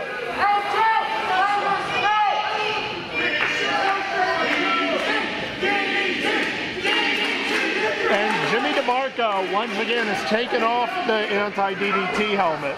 He made that mistake last time. He got his head dropped into the canvas. It's a fruit bowl. We don't know whether or not it works. He's never really tested. No, it holds fruit quite efficiently, I will assure you. I mean in the DDT aspect. Well, Jake Roberts elevates DeMarco down, controlling the wrist, controlling the arm and shoulder, and now Facade going to do much more of the same. Possible dislocation there. No doubt. Speaking with Jimmy earlier, he was telling me they are going to, the Hollywood Balls are actually going Hollywood in 1 week's time. They're going to Hollywood, Jimmy says, to star in a film, major motion picture, which he calls E.T. 2. Extra testosterone. Okay, well, That's what I'm told. I was scared for a minute there. Facade up and over, and DeMarco is a step ahead of the suburban terrorist. But DeMarco now goes up and over. Facade returns the favor, lands on his feet. Check out this great quickness here. And Facade, martial arts style shots, trying to knot up the thigh muscle of DeMarco, but the cheap eye poke, of course, always works. And it works very effectively. The great equalizer. And Vendetta with a handful of dreadlocks. DeMarco, textbook vertical suplex to capitalize on that momentary distraction by bald, evil Vendetta. Well, to be fair, if the Bomber's going to leave that out there, grab a hold of it. Are they really going to disqualify you for a handful of hair? Well, they very well could, but certainly... when was the last time you saw anyone take a DQ off of that? It's been a while. That hair? I thought he had like delirious / hentai tassels. No, I don't think so. Stuck on the clothesline, second time. Pace quickens here. Facade with a crossbody. A head of steam, but only gets 2. A screaming crossbody at that. Well, Facade remembers tasting his own blood, feeling his own blood dripping down his head and body. He wants retribution for all the Gambino family. Well, DDT countered, Vendetta drops down, but Roberts keeps the chancery in. Keep in mind, gentlemen, what the Balds and the Gambinos did to Facade's mentor and trainer, Super Hentai. Very, very true. They taught him a lesson. They issued him a warning. Powerbombed in the back of a truck. They kicked the hell out of him. Can I say hell? I think you can, sir. Said a lot worse on this broadcast, Lord knows. Vendetta, again, for the second time, that close, and Jake Roberts telling him, you were that close to the DDT. Very smart wrestling from Vendetta here. Well, we know Vendetta has watched his tapes on Jake's former employer and knows exactly what that DDT can do. That's absolutely right. Vendetta, lifelong tape study, has unknowingly prepared him right for this moment. I don't think it's unknowing. I mean, you gotta give Vendetta a lot of credit. Younger guy in the sport, only a couple years in the business, but probably knows the styles of more wrestlers than any man in the ring today. Oh, no doubt. I mean, Vendetta, I mean, you talk about watching tape, you know, you're talking about a guy whose entire dream, you remember when we first found him, he was Jesse Titan Mark. Right. His entire dream, his entire life has been to be, you know, a wrestling superstar. Now that he is, I mean, he's absolutely prepared for just about every wrestler on the planet. Notice this great tag team strategy from Jake Roberts, keeping his body in between Vendetta's and the Hollywood Balls corner. No chance of Vendetta get a tag, no chance for DeMarco to cheap shot. And DeMarco so eloquently telling the crowd to suck his muscles. I don't think there's any takers on the muscle sucking, unfortunately. And He's going to give it a try. Posing and posturing, while Facade's about to pin his partner with a La Mahi Strap. 5 minutes gone by in the match, 5 minutes. And the Bomber trying to stay right on top of Bald Evil. Smart move. Don't let him up. Vendetta's got that power, and he's got DeMarco. And that was enough. Wait a minute, DeMarco better watch it. Roberts is working his way. He's not trying to go into the ring to get to DeMarco. He's making his way around the outside, but Ref Coulter still catches him. Well, it looked like he wanted to talk to Ref Coulter. DeMarco imploring that Tony F. of Digital Horizons at dhvideos.com get a perfect shot of his muscles. Tony F., the unwitting, unknowingly supporting cast of every DeMarco interview. Another innocent victim of DeMarco, much like myself. Kick to the face by Facade trying to come back. Well, maybe that'll knock some sense into DeMarco. Well, he was standing on his throat. He had to do something. Oh. Cover here, 2, and no. And it showed. Big surprise there by DeMarco. Very talented wrestler, too. That's true. And, you know, smart wrestling on the part of the Balds. We're keeping, you know, Mike Facade, by no means a poor wrestler. But if you've got a choice between Mike Facade, a year and a half, 2 years in the business, right, or Jake Snake, who's No doubt. been around who knows how long with Yeah, you definitely want to isolate the younger man. that's true. I mean, Facade can go, former tag team champion, we know that well. But tag team strategy of the Balls right now was flawless up until the heel kick from the Bomber. Mike Facade needs to make a tag right now. Or And Jake was looking for the tag, but Vendetta came back with a huge clothesline. And just folded him up like an accordion. Like a paper airplane. You could see the frustration and desperation on the face of Jake Roberts. Like a bad poker hand. And Vendetta continuing to wear away.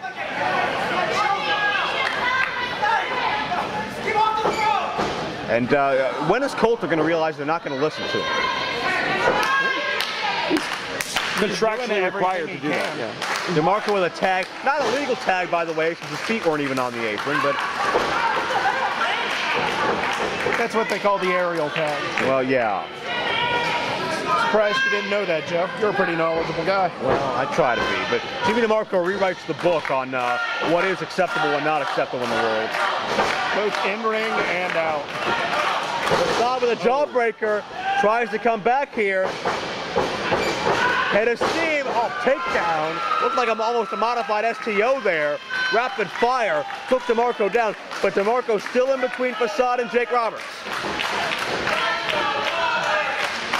And no one in the Hollywood Balls wants to see Jake get that tag. Vendetta's in, Facade rolls through, and Jake the Snake is alive and well in this tag team encounter. The short jab, the right hand, and DeMarco walks right into it.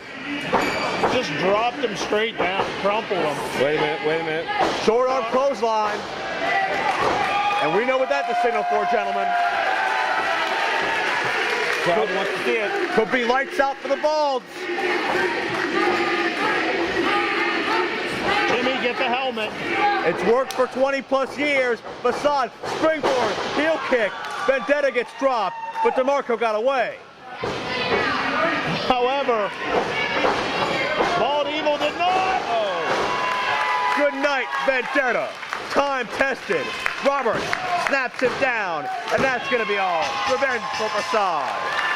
20 years, nobody's ever gotten up from that. The winners of this contest, the team of Michael Facade and Jake the Snake Roberts. Big time measure of revenge for the Snake, and especially for the Bomber. No protection, no plans, no pre-planning could have worked, could have prepared them for the DDT, the most lethal dose of any move in professional wrestling. Facade has left his mark on the Snake, and the Snake and Facade have left their mark in the careers and lives of the Hollywood Balls. Facade's back on the winning track, and Jake the Snake Roberts has another big win here in the International Wrestling Cartel.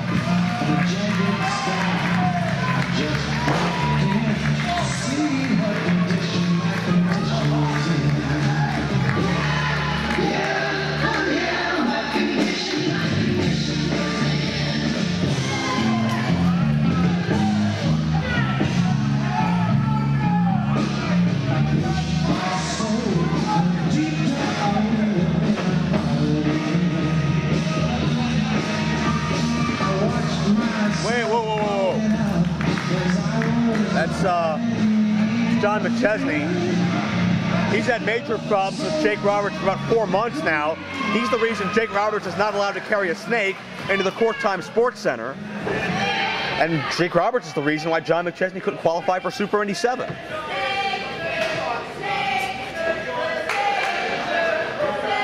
What does he want out here? What business does he have?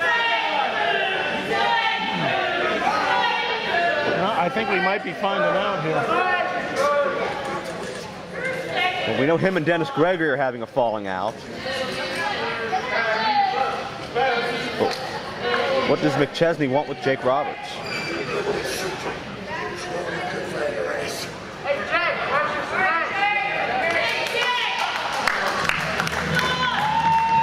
Well, an exchange there between Roberts and McChesney didn't seem too pleasant, if you ask me. No, he kept saying 2. I don't. Does he want another shot? A second shot? Very well may. John McChesney has a lot to prove to a lot of people. He very well may, and that chance may come in 2 weeks in Newville. But Jake Roberts, he still has unfinished business here in IWC, but right now it's all about celebration.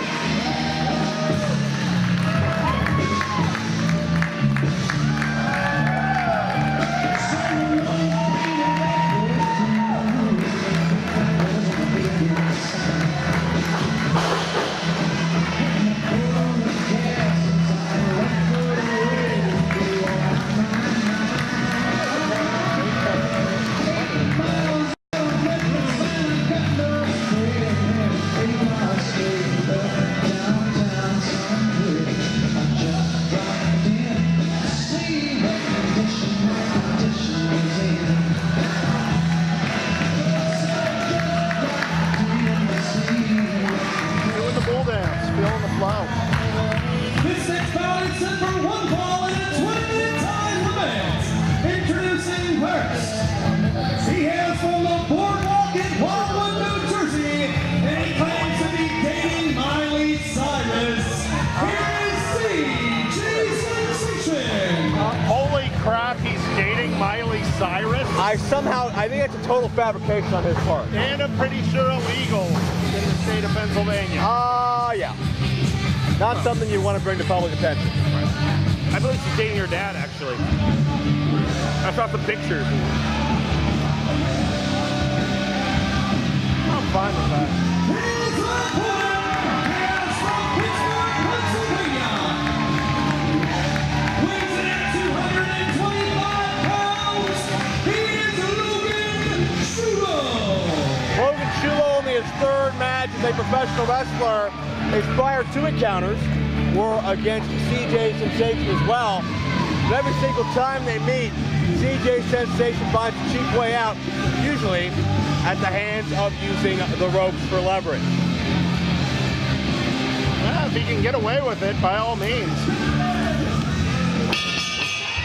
Bell sounds, we are underway, and certainly CJ has gotten away with it twice, but is the 3rd time the charm for young Logan Shulo, a man who's excelled in athletics all his life, but certainly nothing that can prepare him for the rigorous atmosphere in professional wrestling. Look, the kid needs to learn. I mean, he's going to find out by hook or by crook. There are types of people like CJ Sensation, both in the world and in the ring. Hard chop, and a second one by Logan Shulo. You're not going to get anywhere unless you learn how to deal with them. Look at the clothesline, duck in the back elbow. Shulo gets the foot up on CJ Sensation, and the youngster here looking very impressive. Great agility with the cross body. However, cannot follow up for a pinning combination. Hip lock, and CJ's on the outside. It's not going his way. Dump to the floor, regroup. Smart move by CJ, the veteran, in the ring. And you'd think CJ would be in the ring enough with Logan by now to not underestimate it. And Logan Shulo, a little bit impatient, going to give chase, but may have walked right into CJ's trap. Rookie mistake. Springboard, look out, somersault, plunge out of the floor. A little bit of snapshot there. And I can't quite tell what he's doing. Jawing with the fans, apparently. Well, Kickman is down too. Certainly not surprising considering his demeanor. But you got to get up to Logan Shulo, been in there with a cagey veteran, about 10 years experience under the belt of Mr. Sensation. But Shulo's not backing down, and he keeps on signing for these rematches. Not one bit. And to be honest, even though he hasn't gotten the win, that cover here, cover, 2 count. He's shown that he knows his way around the ring pretty well for a absolutely green wrestler. Oh yeah, an absolute ton of potential that Shulo is showing here. Great agility, great size, great attitude, coalition of competition, graduate of course, as CJ gets a near fall. And Shulo, the sky's the limit. He's just got to start putting those puzzle pieces together where they go. Yep, exactly. He has all the training he needs from the great trainers at the Coalition of Competition. They paid me $20 to say that. But now, as you said, now he needs to understand how they all fit together. He needs to see where he can work what in the ring. And if nothing else, CJ is just another part of his education. Oh yeah, well there's no substitute for ring experience, and CJ certainly doesn't lack that. But Logan's starting to battle back here. And Mr. Maverick, as a frequent talent scout, you're always analyzing young prospects, certainly for your own personal means, as well as to, do your journalistic duties out here. What is your scouting report on Mr. Shulo so far? Okay, Logan's got to remember two things. First off, he's not in school anymore. This is a real match. This is a guy not training. This is a guy trying to hurt him. Every time you're in that ring, you're attempting to end the career, if not, at least the match, if not the career of the individual with you. Great bulldog there. So that's one thing. You got to remember it's a real match. You got a guy who's not working with you, who's working against you. Second, you were talking about sky's the limit. Can't think about that right now. This is the kid's third match out. Don't worry about the sky's limit. Don't worry about title shots in the future. Don't worry about making a name for yourself. Right Take down, cover, and no. Right now, you're worrying about one thing, and that's snapshot CJ sensation. Because if you take your mind off CJ for 2 seconds, CJ will take advantage. Look, the kidnapper got countered. Shulo scoops up with a hard power slam. That's why it's baby steps, Maverick. There's no substitute for experience, as we said. And now it's a foot race of endurance here. Whoever can get to their feet first may have the advantage.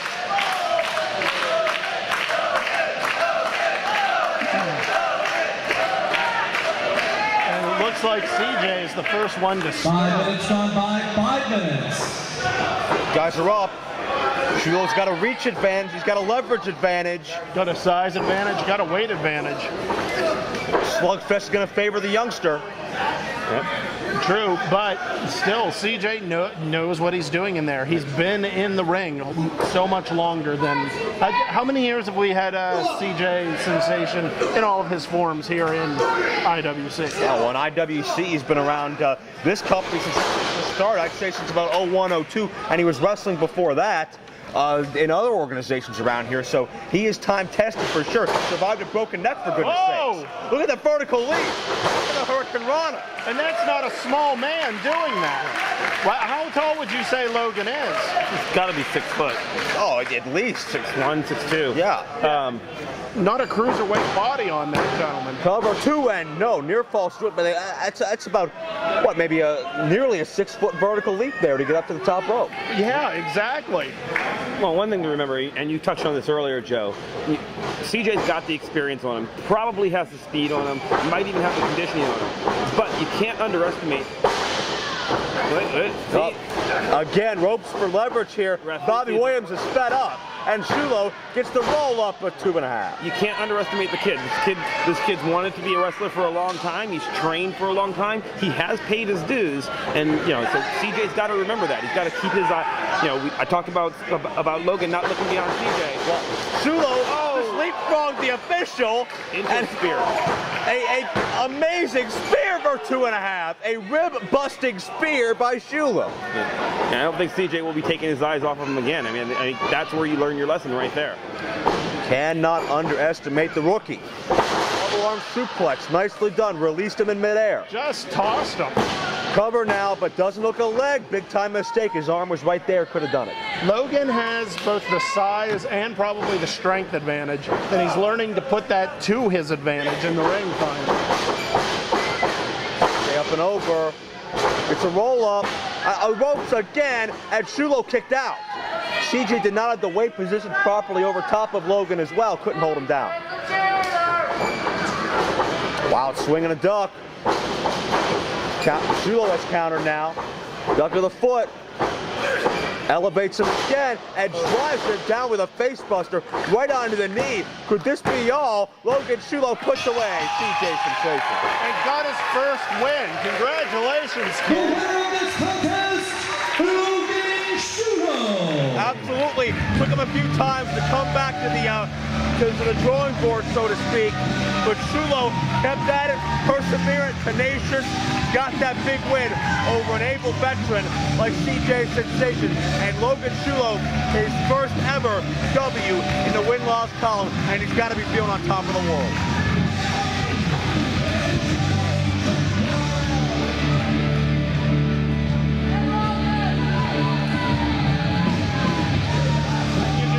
CJ not happy. Not at all. I don't even think CJ knows the match is over. I mean, he got rattled pretty hard. That face pressure came out of nowhere right there. Well, I mean, CJ's used to being the bully around here, pushing around these young kids, bullying them when they're trying to attend to the ring in between matches, whatever, help them to the back. But no more. Logan Shulo shows he will not be pushed around. He's a force to be reckoned with here in IWC. I imagine Miley's getting a pretty upset phone call tonight.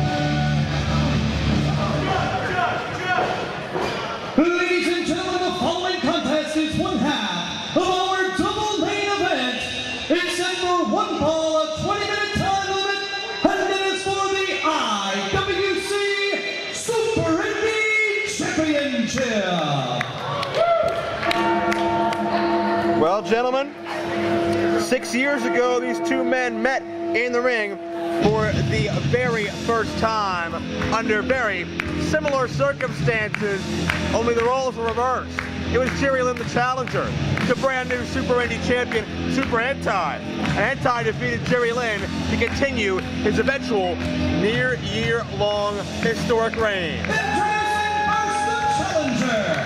He weighs in at 180 pounds, and he trained in Hayabusa, Japan. Here is Super Hentai. Tonight we revisit this war from April 2002 tonight in August of 2008. Both men are older, wiser, more experienced, and quite possibly better. So, I was talking to Super Hentai a little bit prior to tonight's Are you sure he associates with you? Absolutely. I find it hard to believe. Close personal friend. All right, I've stated that several times. I'll hear you out. Just because no one likes you, Joe, doesn't mean that no one likes me. What are you talking about? Just because you got these yokels on your side. Oh. In any case, he was talking about just how much he wants this belt. Once he realized he had a shot at it, it became his focus.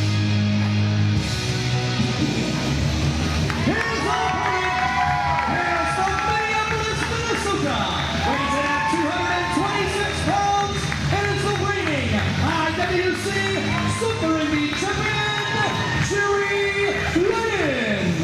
Timeless veteran that's held belts almost everywhere he's been, competed all over the world, but one thing he has never done is beat Super Hentai. He will have to continue his reign as champion here this evening. Hentai checking his mask in the reflection of our new Super Indy title. A belt he was synonymous with for so many, many months.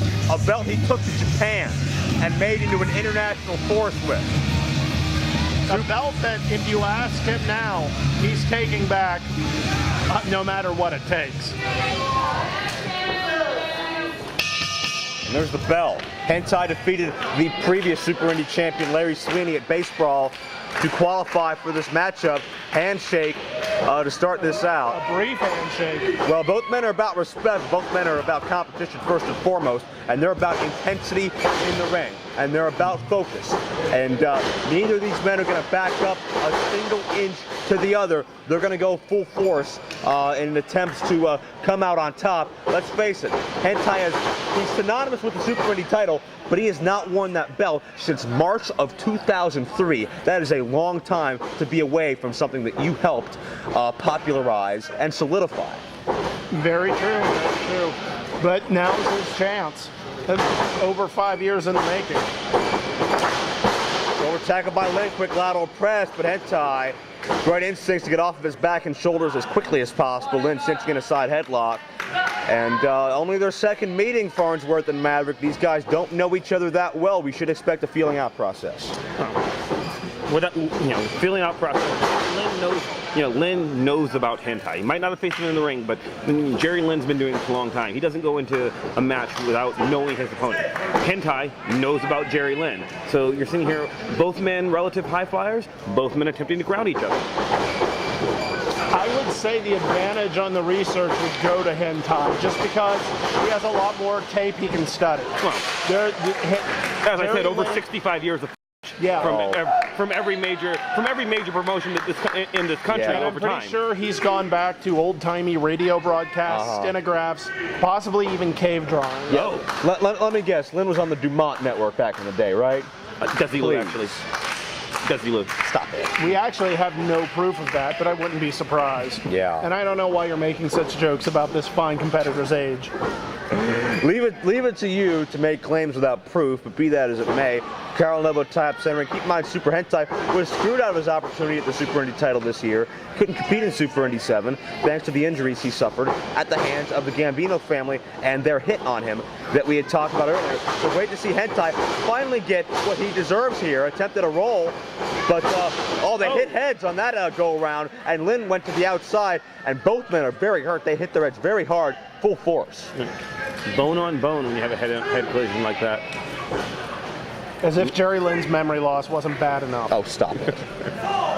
Jerry Lynn certainly has not forgotten anything about professional wrestling. He's not sure how he got here. I saw him wandering around. It was like an infant walking into a room for the first time. Just dazed. I mean, don't get me wrong, I have nothing but respect for the man. As the Super Hentai opens the ropes for his opponent. And another, that was almost a handshake. Right, well, they want to get back to business. Business is Super Indy title. Business is one of the most prestigious belts in independent wrestling today, and a belt that Hentai would love to continue building, and that Lynn would love to continue holding.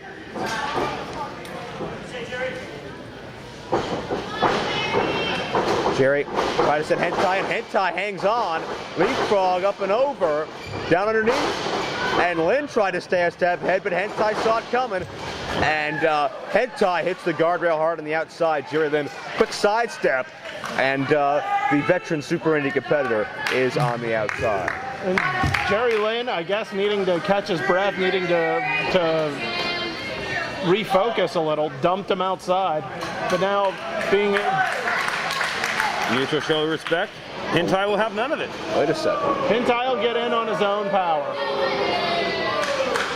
Well, what is that about? Hentai, he's always been a proud man. He doesn't want any charity. He doesn't want any handouts. He just wants to get down to business. You know, he might, and he, at the same time, for a person who's so into respect, we're not really seeing it, not a clean break there. Jerry, maybe he was trying to get into Jerry Lynn's head. I think tempers are flaring here. Call it. Triple knees and huge Hurricane Rana. Hentai pulling out all stops early on here. All three of them. That's a staple of his offense, and he wastes no time busting that out. And Hentai going to go springboard, perhaps? Double spring with a crossbar to the outside. And it looked like he got a knee right to Jerry Lynn's head there. Also looks like Hentai might have gone down head first on his own. I can't quite see from here. My monitor's out again. Well, go figure. Hentai dazed himself on that shot, may knock the wind out of him, but back to his feet first. Jerry Lynn looking for his medic alert bracelet. I've fallen. I can't get up. Hentai sends Lynn back in. I apologize to these fans watching this DVD trying to enjoy a truly great competitive matchup. And Hentai... You apologize to the fans? Knew that from the Jerry Lynn playbook for many years. You to leave yet? No, stop it. Oh. Not leaving him alone ever again. Lynn. Not alone, I'm here. Hentai had his leg knocked out. May have hurt his knee on the way down there. And Jerry Lynn with a super Hurricane Rana comes back with a lot of force, cover, and almost a count of three.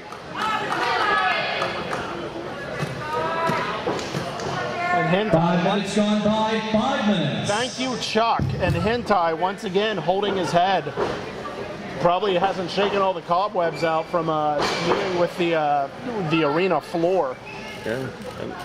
And that problem can only worsen as time goes on if Jerry Lynn can sense it, and one has to believe that he can.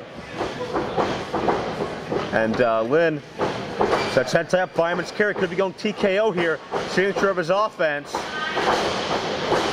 Stuck to the clothesline, and Hentai, wheelbarrow, traps him with the leg, cover, 2 and no. Very unique takedown by Hentai with a clothesline. Hentai, no stranger to the conditioning himself. The longer this goes, the better it is for him. Hentai, probably the only person that can compete with Ricky Reyes as far as the conditioning that I've spoke of. Oh, certainly. Reyes just stays on top of you, just obnoxiously in the ring, and you know, to the point where I can almost sense that feeling. And Hentai and Jerry Lynn certainly in that same category. Definitely. To the top. Oh, check this out. Powerbomb from the second rope, 2 and no. Jerry Lynn needs to be careful. He may crack a hip doing that. Oh, these please. days. We make a lot of jokes about Jerry Lynn's age. I mean, it's hard not to with the 78 years that he's competed in the sport. But you got to understand, I mean, he is very talented. As I said, every major promotion from WWE, ECW, WCW, Ring of Honor, TNA, Jerry Lynn's done it all. Oh, and he may be going for the cradle pile driver. This is history here. If Hentai can't counter. Hentai got a couple shots into the head. Oh! Northern Lights suplex, With a roll through into full moon plex. No, Lynn countering. Lynn puts the brakes on midair, inside cradle, 2.5. And Hentai right back up and right back with a takedown. Hard clothesline, you can hear the impact. Hentai knows full well he cannot let up. You know, you give Jerry Lynn a second, that might as well be an hour. Joe, what could we be seeing? High risk move here. Could be aces high with a splash and a cover and a near fall. And Hentai less than half a count away from the title. Fly to live. Live to fly. Jerry Lynn waiting for the last moment to kick out there. He actually might be hurt. Hentai going up a second time though. Probably sensing the damage to Jerry Lynn. Jerry Lynn not moving. He may have had a heart attack. Stop it. I don't want to see it happen. Calling for the knees, but Lynn saw it coming. Howling fury. Cradle, Maestro style, 2 and no. And Lynn, pile driver again, sets him up a second time. Oh, right on top of the head. That's got it. Already injured head. He's got him. The winner of this contest and still IWC Super Indy Champion, Jerry Lynn. Jerry Lynn is Super Hentai. Almost 6.5 years later, revisit their classic battle from 2002. That matchup never recorded. Thankfully, this one was. I'll tell you what, Jerry Lynn, still Super Indy champion, and you gotta get it up to him. He beat the greatest Super Indy champion we've ever had. Absolutely. A great job by Jerry Lynn. Everyone at the nursing home will be proud of him. Mr. Maverick, any comments that are a little less disparaging? I don't understand why you keep making fun of, I mean, I think it's great that a man of 92 can still go in the ring the way that Jerry Lynn can. Yeah. I mean, yeah, great sportsmanship here, checking out the man. He just broke his skull, but you know, he'll check and make sure he can stand Well, out. hey, you know what? We talked about how intense and competitive they are, but when the bell rings, it's all said and done. They're sportsmen, they're classy individuals. I would not expect anything less from Jerry Lynn. And there's the handshake we've been waiting to see. The war is over, and I'll tell you what, these guys have nothing to be ashamed of. Jerry Lynn lives on as champion. Super Hentai lives on as a great athlete, top contender. You know, I said this earlier when Jimmy DeMarco interviewed me using a bottle of vodka as a microphone. But I want to say this one more time so sexual harassment can hear me. I never got to say congratulations. So sexual harassment, congratulations. Congratulations on beating us and finally hitting your peak as a tag team after years of acting like a couple of homos. Oh. And I thought we were friends. And we're supposed to take you guys seriously? You look like a freaking cat. You know what, Gory? This crap is unfair to us because I can't climb any freaking ladders. Why don't we just have an arm wrestling contest? I beat you both, you know. But it doesn't matter. I thought the years of me shoving things up guys' asses were over. But tonight, both of those ladders are going up your asses. You know what? We'll see you out there. Yeah? You see us out there? Thought we see you first.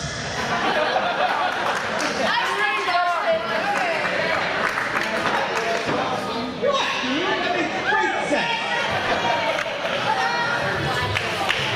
Ladies and gentlemen, this is the main event of the evening. It is a tag team attraction. It's a tables, ladders, and chairs match set for one fall. And it is for the IWC Tag Team Championships. Gentlemen, we are about to raise the stakes in IWC Tag Team Wrestling. Third meeting between these two teams. They split the series thus far. It all surrounds the Tag Team Championships of the International Wrestling Cartel. And sexual harassment seemed to find the missing piece of the puzzle. But Babyface Fire thinks this score is not over, and it'll take TLC to settle it. Introducing first the challengers and former champions at a total combined weight of 422 pounds. The team of Jason Gory, Shiima, Babyface Fire. Shiima, Xion, Jason Gory reigned as tag team champions for over half a year before being dethroned. Looking to get back into the tag team championships here. Looking to start another reign, which I believe would be their third reign as champions. But easier said than done. A high-risk, high-octane, adrenaline-fueled TLC tables, ladders, and chairs match. This will be very dangerous.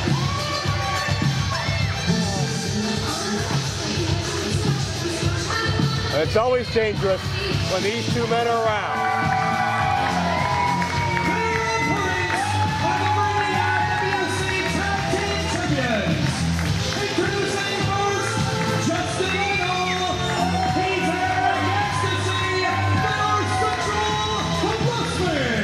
After years of not being taken seriously, being treated like a sideshow, a comedy act, Eric Ecstasy finally got in tune with his serious side, thanks to Justin Idol.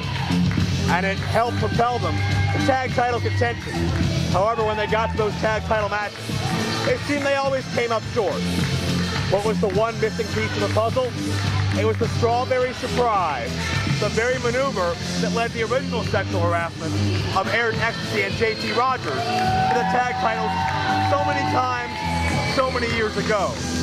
The surprise was the trump card, and it led to the win the last time these two teams met. But these teams have never met in this type of environment. Eric Ecstasy has experience in TLC matches in IWC. The only ever TLC match in this company that I can recall right now will be the original sexual harassment against M-Dogg 20 and Josh Prohibition. But that, again to revisit history, was 6 years ago. This is a new Eric Ecstasy and certainly a brand new set of circumstances.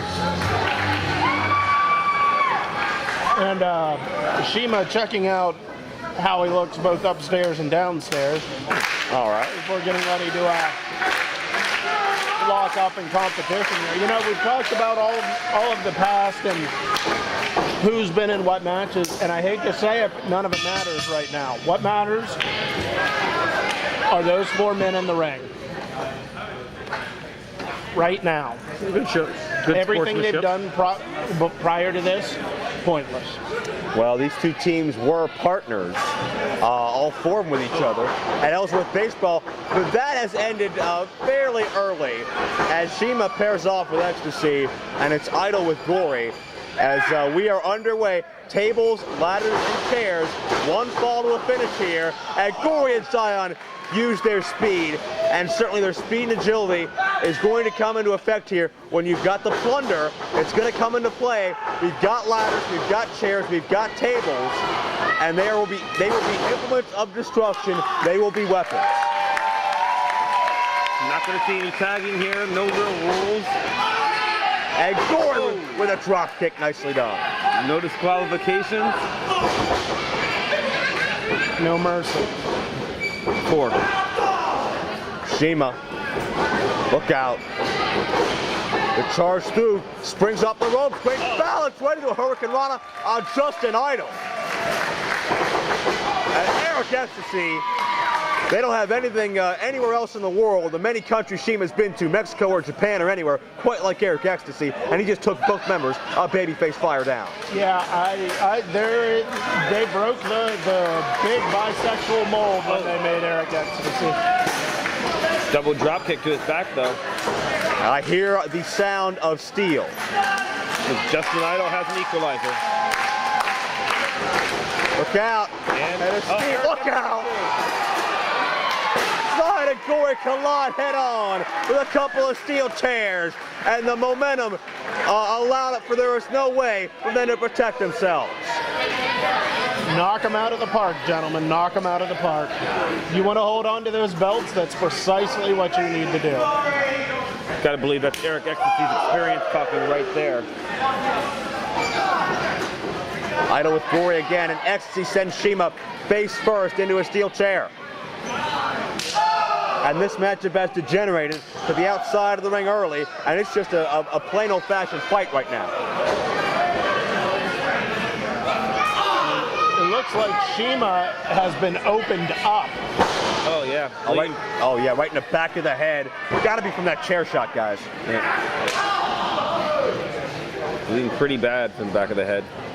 And that's early on in this matchup, too. That's going to become a big-time hindrance as time goes on. You know, when I was managing Shiima, I was always worried about, you know, Shiima in the wrestling ring. You know, he's got another career here. You know, you can't just be bleeding all over the place and then expect to do a photo shoot next week. Watch Shiima here. Oh! Elevated midair spear! A midair spear! That could be it. There was nothing between Ecstasy and Shiima but oxygen and about a 4-foot drop. Any blood that was left in that head, you know, just got sprayed out all over the canvas on that shot. Gory sent for the ride. Ecstasy just barrels over him. And this is a serious, focused sexual harassment. They worked so long, 2 years in IWC, to get tag team titles. Some 5 years since the original sexual harassment disbanded. And they're finally on top of the mountain. They are not going to let it go without a hell of a fight. And Gory goes head first. Xion still having trouble getting up and outside of the ring. Justin Idol just flattens him with a kick to the face. I don't know if I've ever seen sexual harassment this physical, this intense, and that is a very good thing for them. And a very bad thing for Babyface Fire. Headbutts by Eric Ecstasy, and Idol is brandishing a ladder. We got a cover here, 2-0. We should mention, gentlemen, this is not a climbing contest. Pinfall or submission will win this match.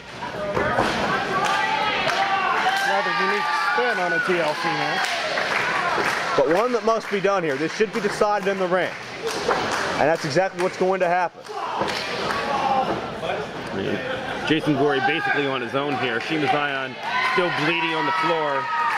Stephen Coulter's out checking on him. And Gory back first into that hard ladder. That's solid steel. And there was nowhere to go in the corner. And Ecstasy gonna flatten Gory. Just drive, wedge his body in the rungs of those ladders even further. Shiima hasn't made it in the ring in 5 minutes since he's been speared, and he's not about to right now. 5 minutes gone by, 5 minutes. Shiima's got a massive gash in the back of his head, and Idol just egging him on. And Shiima, with what little bit of energy he has left, is trying to get back in the ring, trying to help out his partner. But who knows what Shiima Xion is actually seeing right now. One-man flapjack. Idol lands on top of Gory for 2.5. And Eric Ecstasy just pummeling him the second he gets back in the ring. That's what you have to do. Tag titles at stake here. There's no room for hesitation. There's no room for second guessing, especially with all this plunder in the ring. And you're noticing not a lot of pinfalls. It seems like Sexual Harassment are looking to, I guess, make a point. Perhaps. I don't know if they feel betrayed or what's going on, but or perhaps they just know what it's going to take to put these guys away. Good point. Good point. Couple power bombs countered. Shiima and Gory are the chairs, and Idol and Eric take steel for the first time in this match. We have seen Babyface Fire go through some pretty horrific beatings and weapons and outside instruments, especially at the hands of the Gambinos. No doubt. So maybe Sexual Harassment knows precisely what they can go through. Oh no. Oh no. Wait a minute. Coast to coast. Coast to coast times 2. BFF. So high up. Pair of drop kicks. Idol next Coast to coast to coast. To coast. The impact square on the foreheads of Sexual Harassment, who have not moved since. And if you look very closely, you'll see a big bulge over the eye of Eric. Double cover, double count, but double kick out. Over the eye of who? Of Eric Ecstasy. His eye is starting to swell shut. It's a steel chair, followed by 180 some odd pounds right into your face. Oh yeah, he's got a good goose egg there. Idol's back to his feet, working over Gory, but he sees Shiima, and Idol got elevated right into the ladder. And Gory uses the ladder as a springboard back with a moonsault. Beautiful agility by Gory. It's just going to be all no. Great opportunity, and Gory seized right on top of it. That's innovation right there. Gory using his surroundings to his advantage. That's the one thing one thing he excels at more than anything else, probably more than any man in this ring, is Jason Gory knows how to use his environment. Jason Gory, I've seen this kid jump off everything. Everything in the world. And, he's probably the smallest man in the ring right now. So he's got to take those advantages where he can. Well, Shiima and use Gory his body as a weapon. Doing a little bit of construction in the ring. And look out! It worked against him. Overhead, belly to belly. And the own demonic structure of Babyface Fire may end up being their weakness here. May be the end of them. Gory looks like he blew out his back there. You're talking about separating a vertebrae. Gory hit hard, and he hit on an angle that makes it twice as bad. And Shiima going to go up top, maybe going high risk on Ecstasy, who's outside, but Idol saw it and made the save. And remember, Shiima's already lost a lot of blood, too. Very true. Wait a second. Shiima sent in. Shiima springs off the ladder with a reverse Hurricane Rana. Can you believe it? And the Bible Black. That could be it. That is it. No, Idol kicks out. How much does Idol have left in that tank? His neck has to be just a series of gum bands at this point. Shiima's up top. Oh no. High risk by Shiima. 630 splash. That could do it, but Eric gets involved. Nick of time saved by Eric Ecstasy. Now Shiima's in trouble. He's low on blood, and as you'll notice, Gory hasn't moved since he took that suplex into the ladder. Oh, face first. Ladder meets Ecstasy. Ladder wait, wins. we've seen this before. What? He's putting his entire body through the ladder. Wait a minute. That was what I was going for. Oh. And uses it as a battering ram right into Ecstasy. And Idol now uses the ladder to teeter Shiima off balance and kick him in the head. Right in that injured head. And Gory just used the ladder as a seesaw to propel into Idol's face. Might have lost a couple of teeth there. What's Gory setting up for here? Look at this. Drop drives Shiima and the ladder down into Idol. That had to hurt. Yeah, that's not good for anybody involved. Gory's hurt, Idol's hurt, Shiima's hurt. And Eric's the only one left. Wait a minute. I don't This is know what I that thought Shiima- Shiima was going for before. Oh, Shades the Terry Funk. exactly. What I heard that Shiima thought that last bit through. Eric knocking down whoever comes to kick out. And there's a miscue there. And the referee got it. Eric should have quit while he was ahead. But now Shiima with a chair, an ecstasy, a steel sandwich with his head in the middle. Nobody in the ring Everybody's has down. Nobody has any teeth left. And Steven Coulter has to take over. He's the only guy left. Look out! Shiima got great hang time. About 10 feet in the air, down with a plancha. That was what, 170 pounds of smut coming right down on him. And Gory and Idol stirring in the ring. But what do they have left? 10 minutes has elapsed in this match. 10 minutes. 10 minutes of hellacious brutality. What could be in store for these four athletes to come? Springboard, and Idol sends Gory into Eric and Shiima. Backward. Idol inadvertently had to sacrifice his own partner, but it paid off because both Babyface Fire members are down, and Idol has a chance to recover. The problem with that is, Idol's left in the ring by himself, but unlike other, ladder matches you might see, there's no belt to grab. He's got to get them back into the ring in order to win this match. That's true. No countouts in a TLC match. Great point, that's right. So, smart wrestling says maybe Shiima, well, it's not, I was going to say. Shiima brings in Pistol. the crystal pistol on the chair. I was going to say smart wrestling says you might want to take a breather outside of the ring where you can't lose. A modified concerto. Again, Xy's headache is worsened. That can't be More good for construction. anyone involved. Oh, not at all. Wait a minute. Oh, no. See, No. right. Eric. Oh! Shiima got dropped on the chairs and his body scraped the steel all the way down. Right in the kidneys. Oh, that hurts. And we got Idol and Gory up here on the ramp. Yeah, brawling to the back. Where are they going? Oh, no.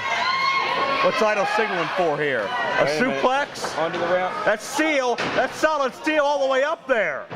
No. No! He went ass down the ramp. Idol hit the back of his head. And it looks like they just got dropped out of the ceiling and they just left the bodies there. And Gory landed hard on steel as well. He could have a cracked tailbone. Or knee. It looks like he's favoring that knee. Separated. And that probably didn't do any favors to his already messed up back. No. You see him favoring it right now. Yeah, favoring the back, the tailbone, and Idol hasn't moved, period. He seems unconscious. Where'd Shiima go? Shiima's in the ring. And Eric. Oh, there we go. Here comes the T in the TLC. Our final implement has been interjected.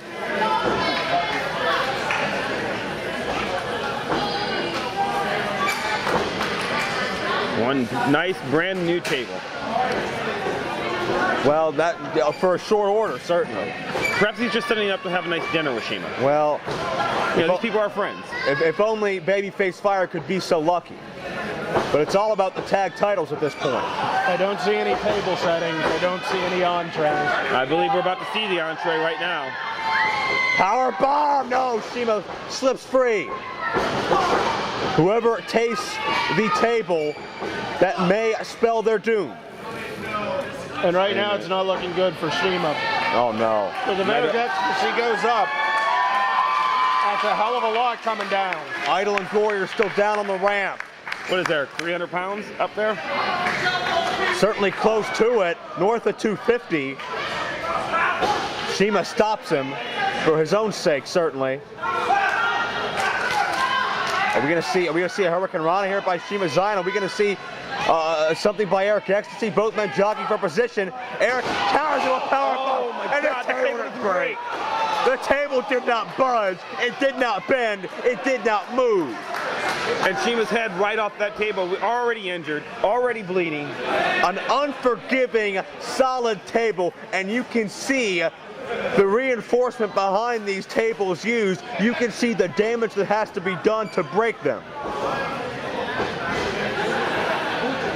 Eric knows to capitalize here. And Eric, not the smartest move. He just shoved Shiima out. I don't know if he just wants to keep beating on him or what. I don't know. Should have been a pin. I don't know if Eric realized what he did there. I don't know. He may be knocked loopy here and has confused the rules. I'm not sure. Idol and Gory fighting over a chair, ducked by Gory, kicked back into Idol's face. And Idol's on a table now. Oh, wait a minute. Gory right behind him. Oh no. Wait a minute. Wait a minute. Well, the table, can it hold this weight? It's already been weakened from Shiima's body bouncing off of it. Both of these men just fell into What the hell? No. What is he We going on? haven't seen this in how long? Let's go to that masochistic healing. Uh-oh. Idol counters. Spirit Crusher. No! He might be dead. The Spirit Crusher just crushed some vertebrae. And that's all. Someone check on Gory. This match is over. Ladies and gentlemen, the winners of TLC and still IWC Tag Team Champions, Sexual Harassment. This match is over. These careers may be over. But what is not over is the reign of the Tag Team Champions, Sexual Harassment. They will live on. But what a barbaric war we saw for those belts, gentlemen. Jason Gory basically having a seizure on the edge of the ring here. By any means necessary. That's exactly what they did. They didn't beat the Babyface by 6 Practically for the goal, the prestige, the honor of being the top team in IWC. If that doesn't show you how bad Shiima and Gory want it, if that doesn't show you how bad Eric and Justin want to keep it, then nothing will. This is the heart and passion this company is about. No, these guys are all friends. These guys like each other. Yeah. And he just went through this. Well, they did. I don't know. If I got a Spirit Crusher through a table, that may take Idol off of my Christmas list. Yeah. Eric and Justin celebrating or as best they can at this point. But they're the victors.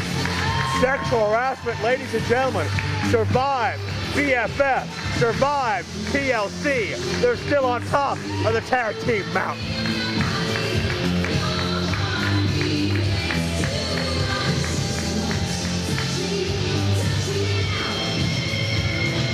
And you know, I gotta state, I'm proud of Sexual Harassment.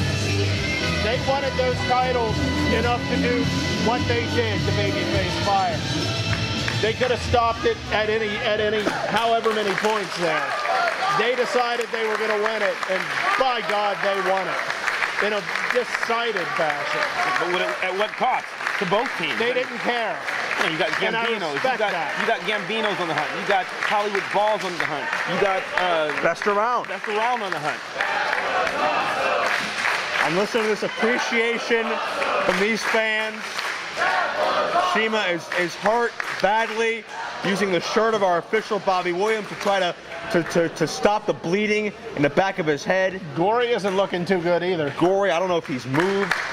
Nor is Bobby Williams. And Sexual Harassment showing their respect for what these guys gave. They gave of themselves. They gave all they had.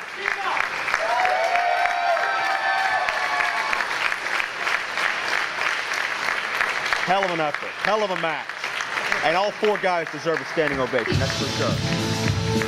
Well, that wraps up, guys. I think we just saw a match of the year qualifier.